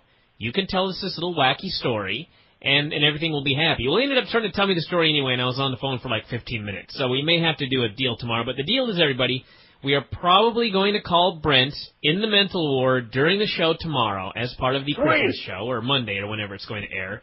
So everybody can look forward to that. But Brent needs our support right now. So say your prayers for young Brent Kremen. I said it on the PPH show. I will say it again. And I'm also saying this having an aunt who also, I believe, is institutionalized. She may not be at this exact moment, but she was locked up for a long, long time. Loopy. These two people, I'm no doctor, but they're not crazy. They're just who they are. Would you agree, Vince? I really don't think Brent deserves to be in a mental institution. I don't think Brent is a danger to anyone except himself. I don't even think he's a danger to himself. I guess it depends on what you consider a danger to yourself. I don't think he's going to try and stab himself. He may have, perhaps, habits which may not be the safest habits in the world, but you drive fast. Kick his ass. Yes, that's also a danger right there, but... So that's the story, everybody, on Brent Kremen. We'll have more in the next couple of days, but I thought I would... I don't know if I should be amused or feel bad that I'm amused, or... Well, I think it's okay to be mildly amused, because Brent, aside from when he actually thinks about being locked up, he's not at all amused. But when he talks about it, there are amusing aspects to him. Like the fact that he was actually sent to a mental institution by his family involuntarily. This isn't the first time, is it? I don't know, actually. I don't know these answers. Yep. But we'll discuss this with him tomorrow. But that'll be great. That's the story. One of our own is in the clink. He's on the clink. It's the clink. He's in the hospital. Yeah. He's getting involuntarily. He can't just leave. That's in the clink. Oh, you have a point there. All right. TNA Impact, Nailz. How much of the show did you actually end up watching? Well, I watched it all. You really? Really? Yes, I watched the whole thing. I don't think I would have. I probably missed the first few minutes. I came on right when there was that the leg lamp. The leg lamp, yes. The leg lamp. Eric Young was... I know what that is. Okay, yeah. Brian, have you seen the Christmas Story? Probably when I was 4. Okay. My family just watched it today. So this made sense. I actually just watched it Saturday all the way through for the first time in years. Well, let's run down the show very quickly, and then we'll ask Nail all his thoughts. All I know, Nails, is in the middle of it, you sent me this email just saying something like, TNA's wacky. Yeah. There was, it seemed like the first 25 minutes were wacky skits. There were... Well, the next 35 minutes were more wacky skits. In the entire 60-minute show, of which 20 minutes was commercials, of the remaining 40 minutes, 6 minutes consisted of actual in-ring wrestling action. That may be a record in this business of non-action on a wrestling TV show. But I have to admit, I was amused by a lot of the skits. You were hooked in some strange way. I was. Once they start wackiness, Nash in the pogo stick, and this all entertained you. This definitely entertained me. It doesn't make me want to watch it again, but does it make you want to pay to see a show? Yes, that's the key. Oh, no way. And I think that's one of the bigger problems. There's nothing, I think there needs to be a little more seriousness for me to want. Well, I'm never going to pay for a wrestling show. Yes, to be fair, he never would buy a pay-per-view anyway. Yeah, but you. But in no way did this even begin to convince him to buy a TNA pay-per-view. Let's just say it was a big event on Sunday that I didn't have to pay for. Nothing in that show made me want to watch anything on a Sunday. Even for there free. you go. You would not have set aside time of your week to go. If Brian came over here and like he used to when watch wrestling pay-per-views, I probably wouldn't watch it even then. There you go. You would go play foosball or something. Yeah, I don't know. Well, it opened up with Serotonin coming out, and it was Sting versus Kazarian in the opener. And there's actually a funny story here. It was supposed to be Sting versus Matt Bentley. And whoever wrote up the lineup on the back, you write it down on a piece of paper and tack it up backstage, they wrote the wrong guy down. So Kazarian ended up doing the match, losing, and getting caned by Raven. So I'm sure he was in a wonderful mood. All because someone wrote the wrong name down. Yep. So that is comedy. Welcome to TNA, everybody. So he lost, Raven beat him up, and that was that. A minute and a half total, probably? Yeah. So they didn't even have a mistake of a good booking there? No, they just they wrote the wrong guy in the little slot. It would have been exactly the same with the other guy, just the wrong guy took the caning. Yeah, Sting challenged Abyss, wanted him to, he had the belt, actually. I'd completely forgotten this, and it happened last week on TV. He said he would give Abyss the belt back if Abyss came out and shook his hand and offered him a title shot and that sort of thing. So who's the actual, what do you mean give the belt? I don't understand that. Okay, Abyss is the World Heavyweight Champion. His real name is Chris. Chris Abyss is the World Heavyweight Champion. Yes. However, the belt that he wears on his waist that represents the championship, Sting stole the belt. Okay, so it would be like if Tito stole Chuck's belt prior to December 30th. That works. Yeah. That works. Well, that's just stupid. I was trying to figure that out because I couldn't understand why he was offering to give it him back if he... It would be like after the Super Bowl if Matt Hasselbeck had run up and grabbed the trophy and ran away. Petey Williams has replaced Chris Sabin in the Jackass crew, and they were together on the apron with Christmas gifts. Don West is back. He has a newfound respect for wrestlers after being put in the ankle lock. Yes, it turns out wrestling hurts. Yeah, I guess he never knew that before or something like that. They immediately cut to backstage where Borash was announcing AJ Styles and Samoa Joe versus Rhino and Angle for the main event. Apparently, Kurt Angle is actually a babyface. I had thought he was a heel. I have absolutely no idea who is who in that feud. Who we're supposed to cheer for. How can Joe not be the heel or not be the babyface? Well, he is, but Kurt Angle is now teaming with a babyface. He was kind of a heel again by the end of the show. It's very confusing. It is. Because Rhino's a babyface. Rhino's a babyface. Angle's on his team. Angle is the one going around attacking innocent people and putting them in the ankle lock. Yes. Joe is the one who's too much of a pussy to grant Angle a rematch. Yes. And apparently he gets worse on the next show. Back in the day, Nailz, when you were young, and even when we watched Nitro, it was pretty well defined who was a good guy and who was a bad guy. Yes, I will reference Macho Man and Hogan. Yes. There was a very clear line in between. There was never any confusion. No. Macho Man was... I can't think of any confusion, except for when they did a turn. Yes. And maybe didn't announce it, they just all of a sudden were the bad guys. But you had the big baby face who was not a coward. You had the smaller heel who was a coward. He ran away. He beat his wife. Yep. The man on steroids took vitamins as well to supplement his steroid intake and that sort of thing. But, you know, it was typical babyface and heel, and Vince Russo doesn't understand that. He believes that there's no such thing as a good guy and a bad guy. Everyone's just, which in real life is true. I think there's a place for that, but I think it still needs to be the clear line. I think, frankly, this feud would be perfect for it, except they're doing it all wrong. Yes. This needs to be a feud where both guys are babyfaces. Yes. Where both guys are just tremendous ass kickers who kill everyone except each other, and they want to kill each other. But they're not allowed to. They're an equal match. Yeah, or they should not be allowed to. Yeah. But instead, they're both... Joe's a pussy, and Angle is, I don't know, just a dick. So then we had Eric Young being wacky. Team 3D walked up. This was where the leg lamp was on the screen or whatever. Anyway, Team 3D said they had not forgotten about the Naturals beating them up last month. They were going to go out and they were going to destroy them. Their 15 minutes of fame was going to end, said Bubba Ray. 15 minutes, I might add, that has been going on for 4.5 years. I would also like to say when Bubba said, "We have not forgotten you beat us up," that's good because I had totally forgotten. I actually had not forgotten, but I wish I would have forgotten. So they went out there, Dudleys versus Naturals. It was a squash match. The Naturals have been killed. Shane Douglas said this experiment is over. They left them in a heap of embarrassment and sadness, and that is the last we will ever see, likely of the dark-haired Natural. The blonde-haired Natural may still have a job, which really, of the two, lesser of the two evils. Okay, you say so. I will tell you that. Because remember for a while, the other one was out with an injury or something like that? Yeah, what are their names? We don't know. Andy Douglas has black hair. Okay. Chase Stevens is blonde. Wow, that was pretty good after 4.5 years. And now you don't need to know ever again. What was that, Tony? How long have you been trying to remember that one? I've been trying for 4 years. I'd say 4 years and 3 months. About 3 months ago, there's something clicked in. Yes. So they are done for. This is the end. And I do not shed one tear. What did you think of that match, Nailz? Any thoughts? I have none because I don't remember it. All right. Well, join the club.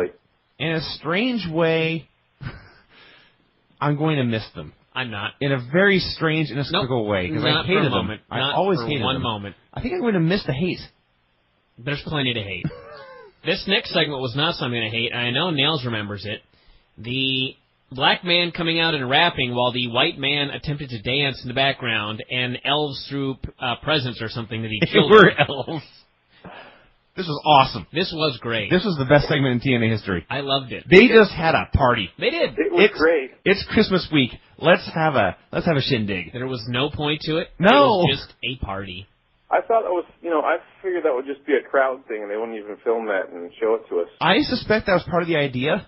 And then at some point they're putting the show together and either decided this is so great it has to go on the air, or maybe they had to cut a match. Or there was too much wrestling. Yeah, or they're sitting there saying we have 36 minutes of material. What else do we do? Either way, thumbs up for this. Yes. Then we had more with Nash and his goofy crew. They had a pogo stick challenge. That was awesome. Sanjay Dutt, who is on the juice, according to Kevin Nash, has won the contest, but he is still not in first place. First place is Austin Starr.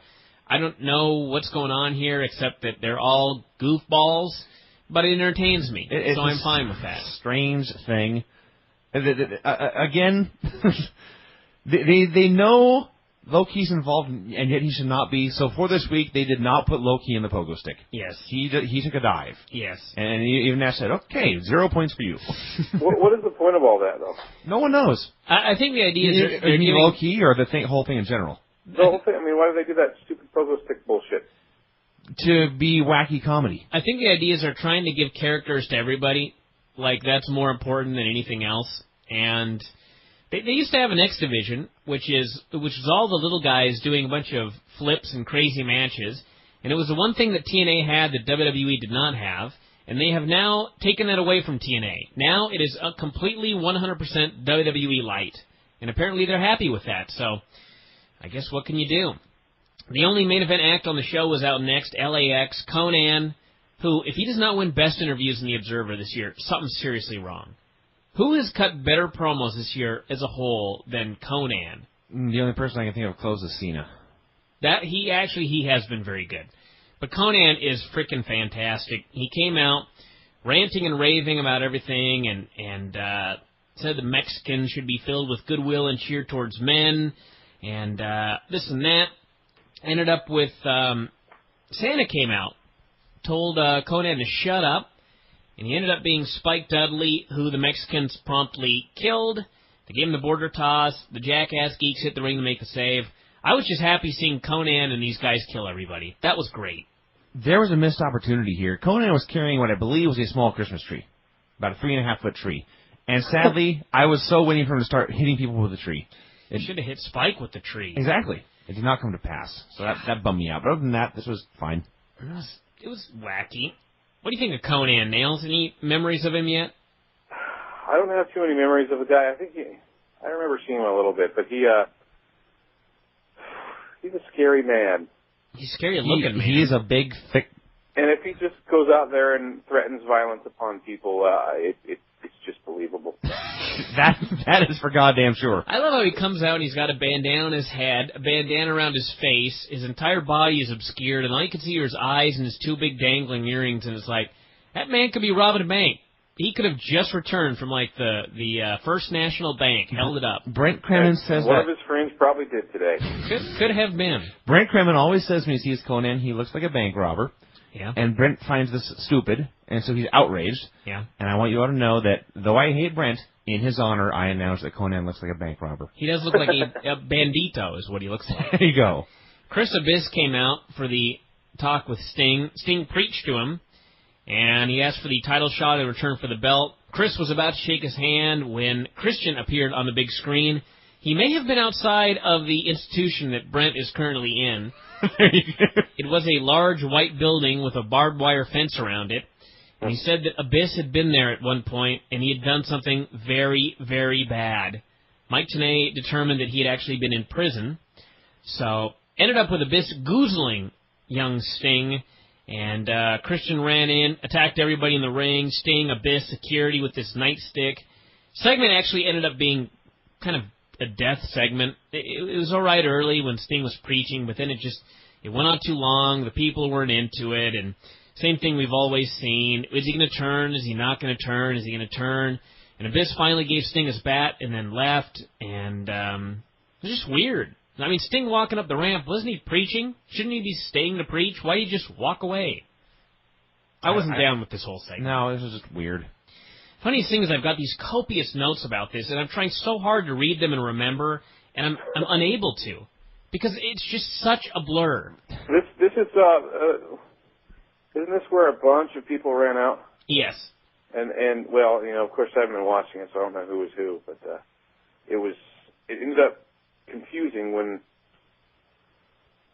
I didn't know why Sting was out there or Abyss was out there. It was a clusterfuck. We watch the show every week, and it's just this was not as bad as that show about 3 weeks back that I thought was the worst show I've ever seen, but this one was way up there. This segment was almost that bad. This was like 5 hours packed into a 1 hour show with 6 minutes of wrestling. Yeah. And the main event, by the way, which was Angle and Rhino versus Joe and AJ Styles, went about 3 minutes if you take out the commercial right in the middle of the match. Stop that, guys. The match started, they went to commercial, and when they came back, Angle was already making his comeback.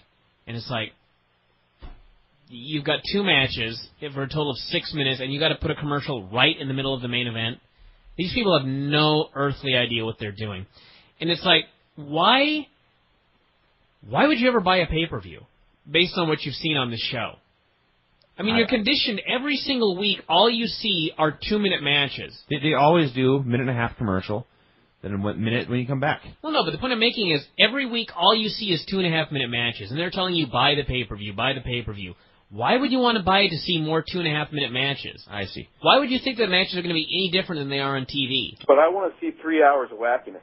Yeah, I mean, that's what I got out of it. This is a wacky show, but I would never buy this for a wacky pay-per-view. Like if you bought a 3-hour show, you expect 2 hours of wackiness and maybe an hour of wrestling. Do they do that often?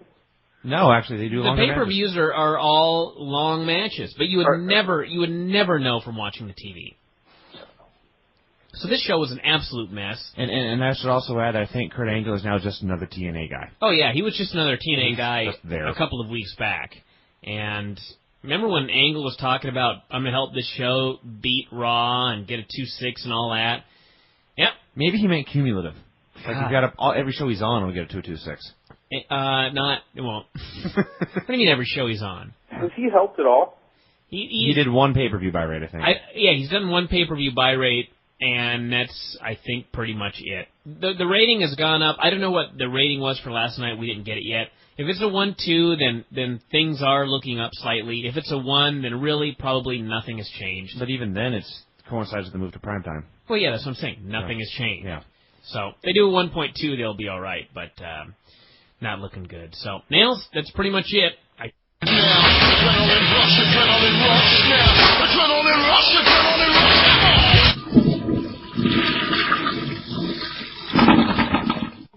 Home of breaking news here at F4WOnline.com. Bryan and Vinny here. Hi, everyone. For those of you that have not heard, here on Saturday, December 30th, 2006, perhaps Sunday, where most of you are listening to this around the world, Saddam Hussein has been hanged. Holy shit. Seriously now. They hung him. We're going to talk about some wrestling and MMA, though. I guess we'll talk TNA, of which I have no memory. I remember kind of sort of liking the show for about 3/4 of the way through, and then it fell deep, deep off the cliff. It just amazes me that I can watch all these shows, and TNA, I just watched it yesterday, or 2 days ago, no memory. Well, it's just all a gigantic blur. And it's a blur watching it. And nothing meant anything, because if it did, I would have remembered something. But, I mean, not looking at because I'm going to look at my notes in a minute, but just thinking about it, like thinking back and going, what was on TNA this week? I remember Nash doing the thing with the pole, the limbo. Mm-hmm.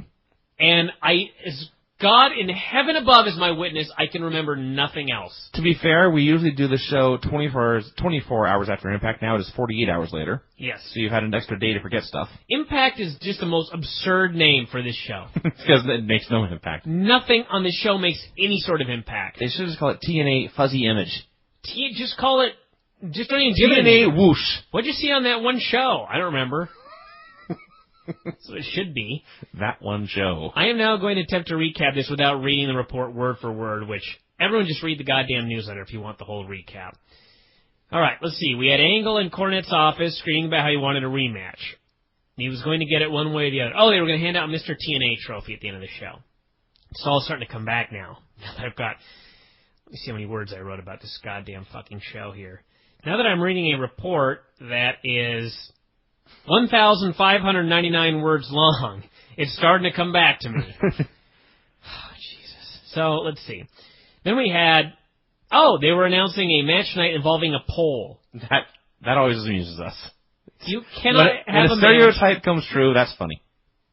It's always funny when people are like, yeah, how do you know Russo's booking Bryan? Well, let's see, a poll. Something is on a poll. Something involves a poll. You know Vince Russo's involved.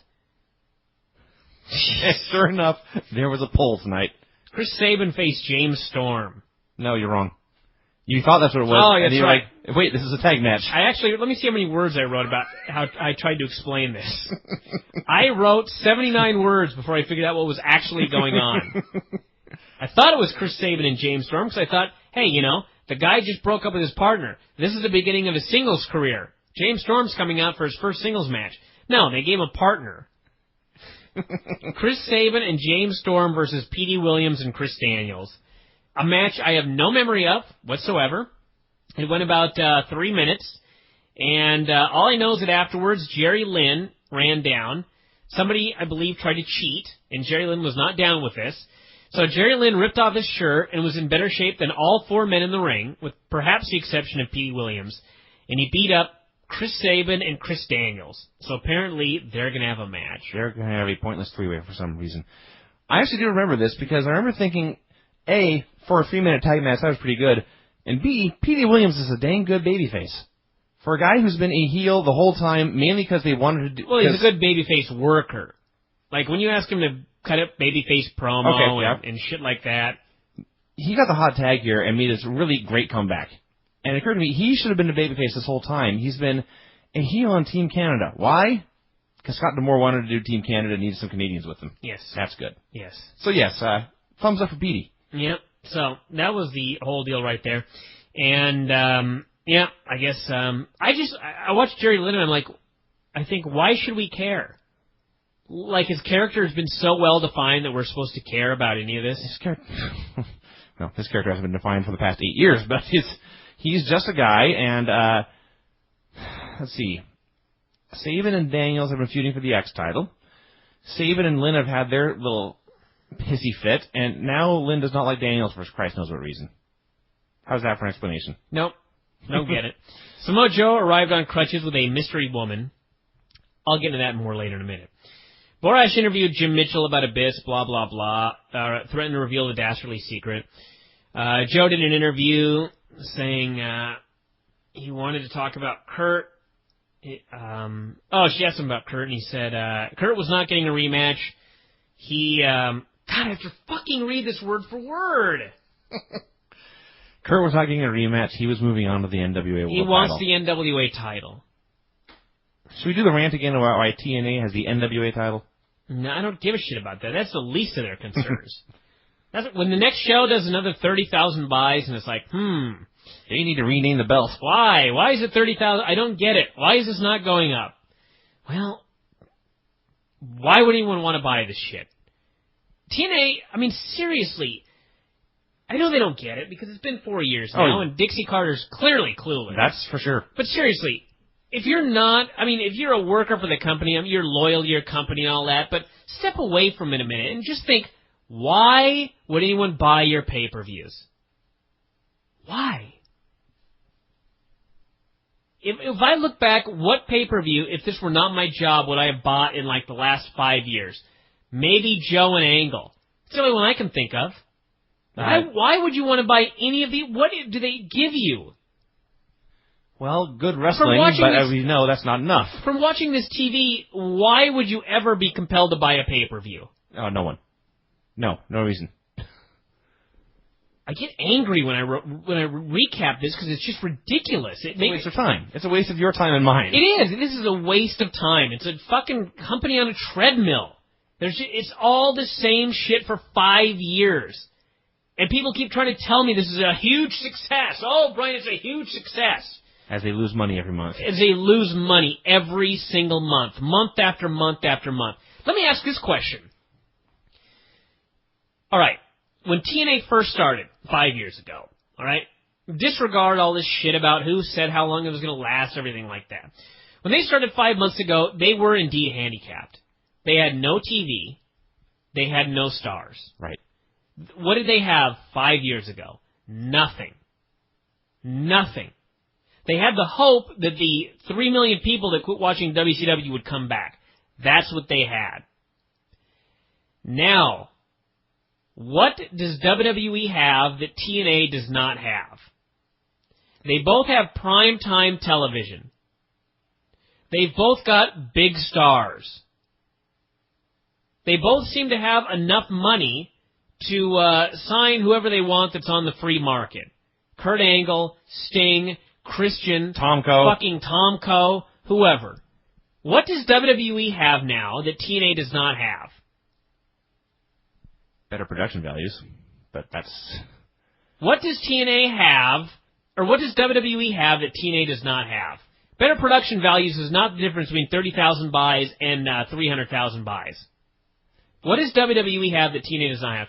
The only thing you could possibly come up with is the brand name that has been developed over the past 40 years. 40 years. Are you telling me that I'm going to have to watch TNA do the same shit for 40 years now? Is that what's going to be next? What's next? I mean, there's been every excuse in the book. We don't have good TV. We need bigger stars. This, that, and the other thing. You got it all. You know, I would argue they don't have big stars because as soon as they come out on TNA, they look rinky-dink. But that's TNA's fault. Yeah. I agree. So the point being, they're not going to sign anyone and have it be a big turnaround. Somebody answer me this question. If you've got a great answer for this, tell me. I really want to know. Fucking 9 o'clock p.m. on Thursday nights. Kurt Angle, Christian, Sting, Samoa Joe. And you can't make a good story. WWE doesn't have Rock and Steve Austin. No, they do not. Who's WWE got right now? John Cena. He's a big star. John Cena, well, he would be. But you know what? None of those big stars in WWE are really making a huge difference in the numbers. True. What does TNA, what do they need now? What's next? What are we waiting for? I want to know what we're waiting for. I keep saying the same bullshit. What are we waiting for now? I don't know. Nothing. It'll just be the same show. We'll keep wasting an hour of our lives watching it and then another hour talking about it. Over and over until we die. God. I just want something. Something to look forward to. I mean, seriously, I got to watch this show every week. I just want to look forward to it. I don't want. Even one segment. I hate the show to end. If there's one thing I hate in my life, I talk about living to be 150 or whatever, but someday I'm going to die, and so really every hour means something to me. It really does. And when I have to waste an hour watching a show that has been designed in such a way that it makes no impact on my life whatsoever. And 2 days later, I can't even remember what happened in that hour without 1,700 words worth of notes. Something's wrong. Something's wrong. Mm-hmm. And I don't know what the deal is. It's just a bunch of clueless people. That's wrong. Assuming this is all great. Boy, what a success we are. Any day now, we're going to be at a 4. Any day now, we're going to be at a 5. That's delusional. So there you go. Should we keep talking about it? Let's just move on. I'm going to briefly talk about the rest of the show. Dudley's came out, and, you know what? Speaking of stupidity. I'm very close to just not even reviewing this show anymore.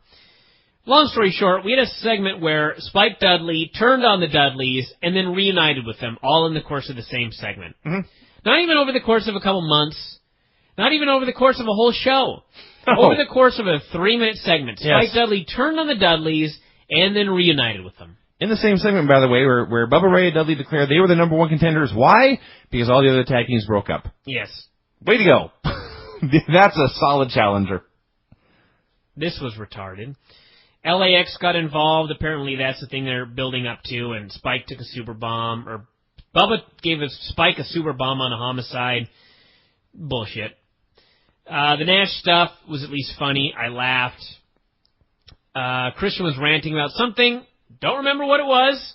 I don't want to read the whole thing here, so everybody read the newsletter. It was a pointless promo. Yep. The VKM was outside the building getting people to chant. Best one was BG goes, "Hey, what'd you think of that oiled up guy in the last skit?" And they're like, "Oh, it sucked." And he goes, "Good, that's what I wanted to hear." And I thought, whose skit are you talking about? I just fucking saw you do a skit with a fat oiled up guy. There's a fat oiled up guy, yes, in the Nash stuff. And in fact, he is fatter and oilier. I just read all of these and I don't remember till I read right here. Robert Roode versus Lance Hoyt. No memory. I totally forgot this until right now. No memory. I actually have to read the whole thing right here to try and remember what happened. And what do we have? Eric was backstage. Tracy had given him a BJ in the bathroom or something like that. And I do remember what happened now. I never even wrote down who won. I don't know. I remember what happened because... Oh, I remember what happened. Yes. This is what happened. I gotta explain this. They're in the middle of the match. Tracy takes Eric Young into the bathroom, and she shuts the door. Literally about 20 seconds later, she's at ringside throwing Lance Hoyt off the top rope so Bobby Roode can win. And then they go back to Eric Young, and he's like, his shirt's ripped off, he's got lipstick all over him, and all of this apparently happened within 20 seconds. I swear to God, 20 seconds between her going in the bathroom and coming out, this had all happened. Yes. God, this show sucks. What I remember about this, because I forgot about the Eric Young stuff entirely, Lance Hoyt's buddy, Ron Killings, was out there rapping and then came out to do commentary. And he spent the entire commentary period basically talking about how he was going to take over Hollywood, whatever that means. So the match ended. Killings' buddy not only lost, but got screwed. And Killings again was talking about Hollywood. Then he left. That was it. That's it. That was an 8-person segment for no point. Oh, and then here's where the show really, I mean, as much as I hated the rest of the show, this was just the pinnacle here for the last couple of minutes. Yep. Abyss versus Sting versus Christian. Non-title. Nightstick on a pole match. Of course, a pole.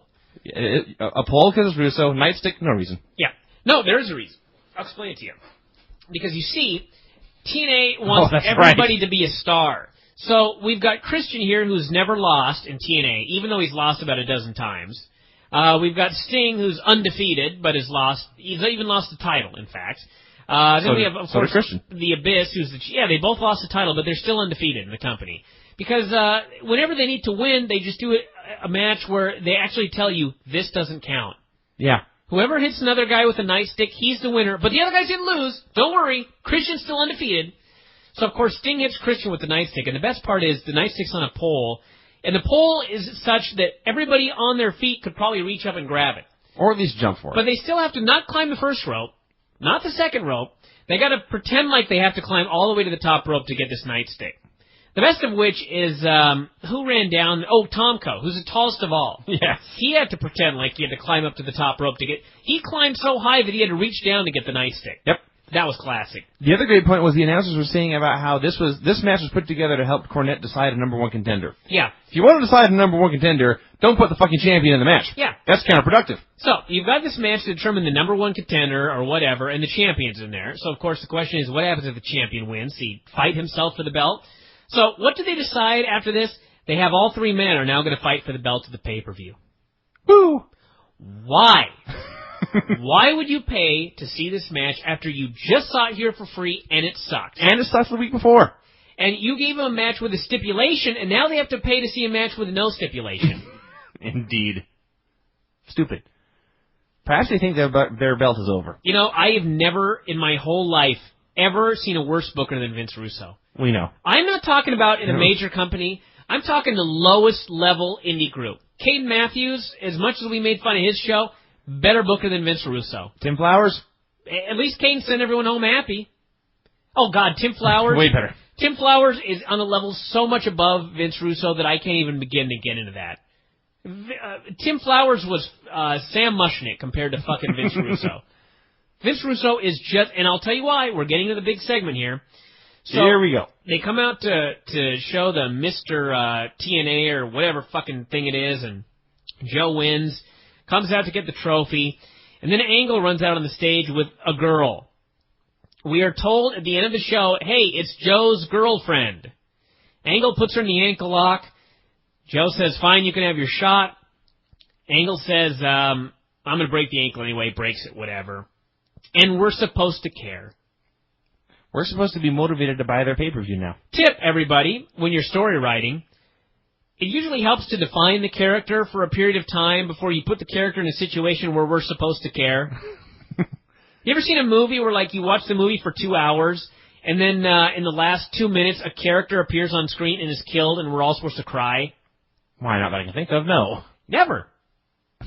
Never. Never, never, never, never, never, never. In fact, usually in a movie where a character dies and it's just supposed to be a small part of the story, you're just introduced to the character. Like, the character comes into the movie and all of a sudden they're dead. Because it's not a big major deal. This was supposed to be a big major deal. This is the fucking big giant angle to get Joe versus Angle 3 going in January. That hadn't occurred to me. And it's a character that got pulled out on the stage and introduced. I mean, early in the show, I don't even think they said it was his girlfriend. No, it was just a rat. Joe walked in with a female. Yeah. And she may have been a nurse. Worst booker in the history of this world. To say nothing of the fact that, you know, we said before, this is the one feud that does not need an angle, and instead they booked it like every generic pro wrestling angle ever. And worse, you're supposed to care about the guy who was an Olympic gold medalist. Now he's just a guy who snaps women's ankles for no reason. Yeah. And Joe, who's too much of a pussy to get the guy a rematch. God. This show, in hindsight, this show sucked. It sucked all the way through and then sucked a big dick at the end. It's like the last several weeks of, like the last 2 months of TNA should just be put together on some sort of super DVD, some super comp set of DVDs, and just show them to every booker and be like it'd be the first day class. Never book like this. And then you'd start the real stuff. Okay, now this is how you do it. It's so bad. It's so bad. They will never get to a higher level. No. With this bullshit. I can't, well, I guess I can believe, but they should be sinking. Their virus should be dropping, and they're not. Well, no, they're just like WWE. They're just like, I mean, look at They've got their WCW at the diehards. end. They got the people who watch paint dry. These people would, in fact, watch paint dry. If as long as the paint spelled out the word wrestling, they would watch it. Yep, exactly. That's what TNA is right now. Just a wretched program. Just wretched.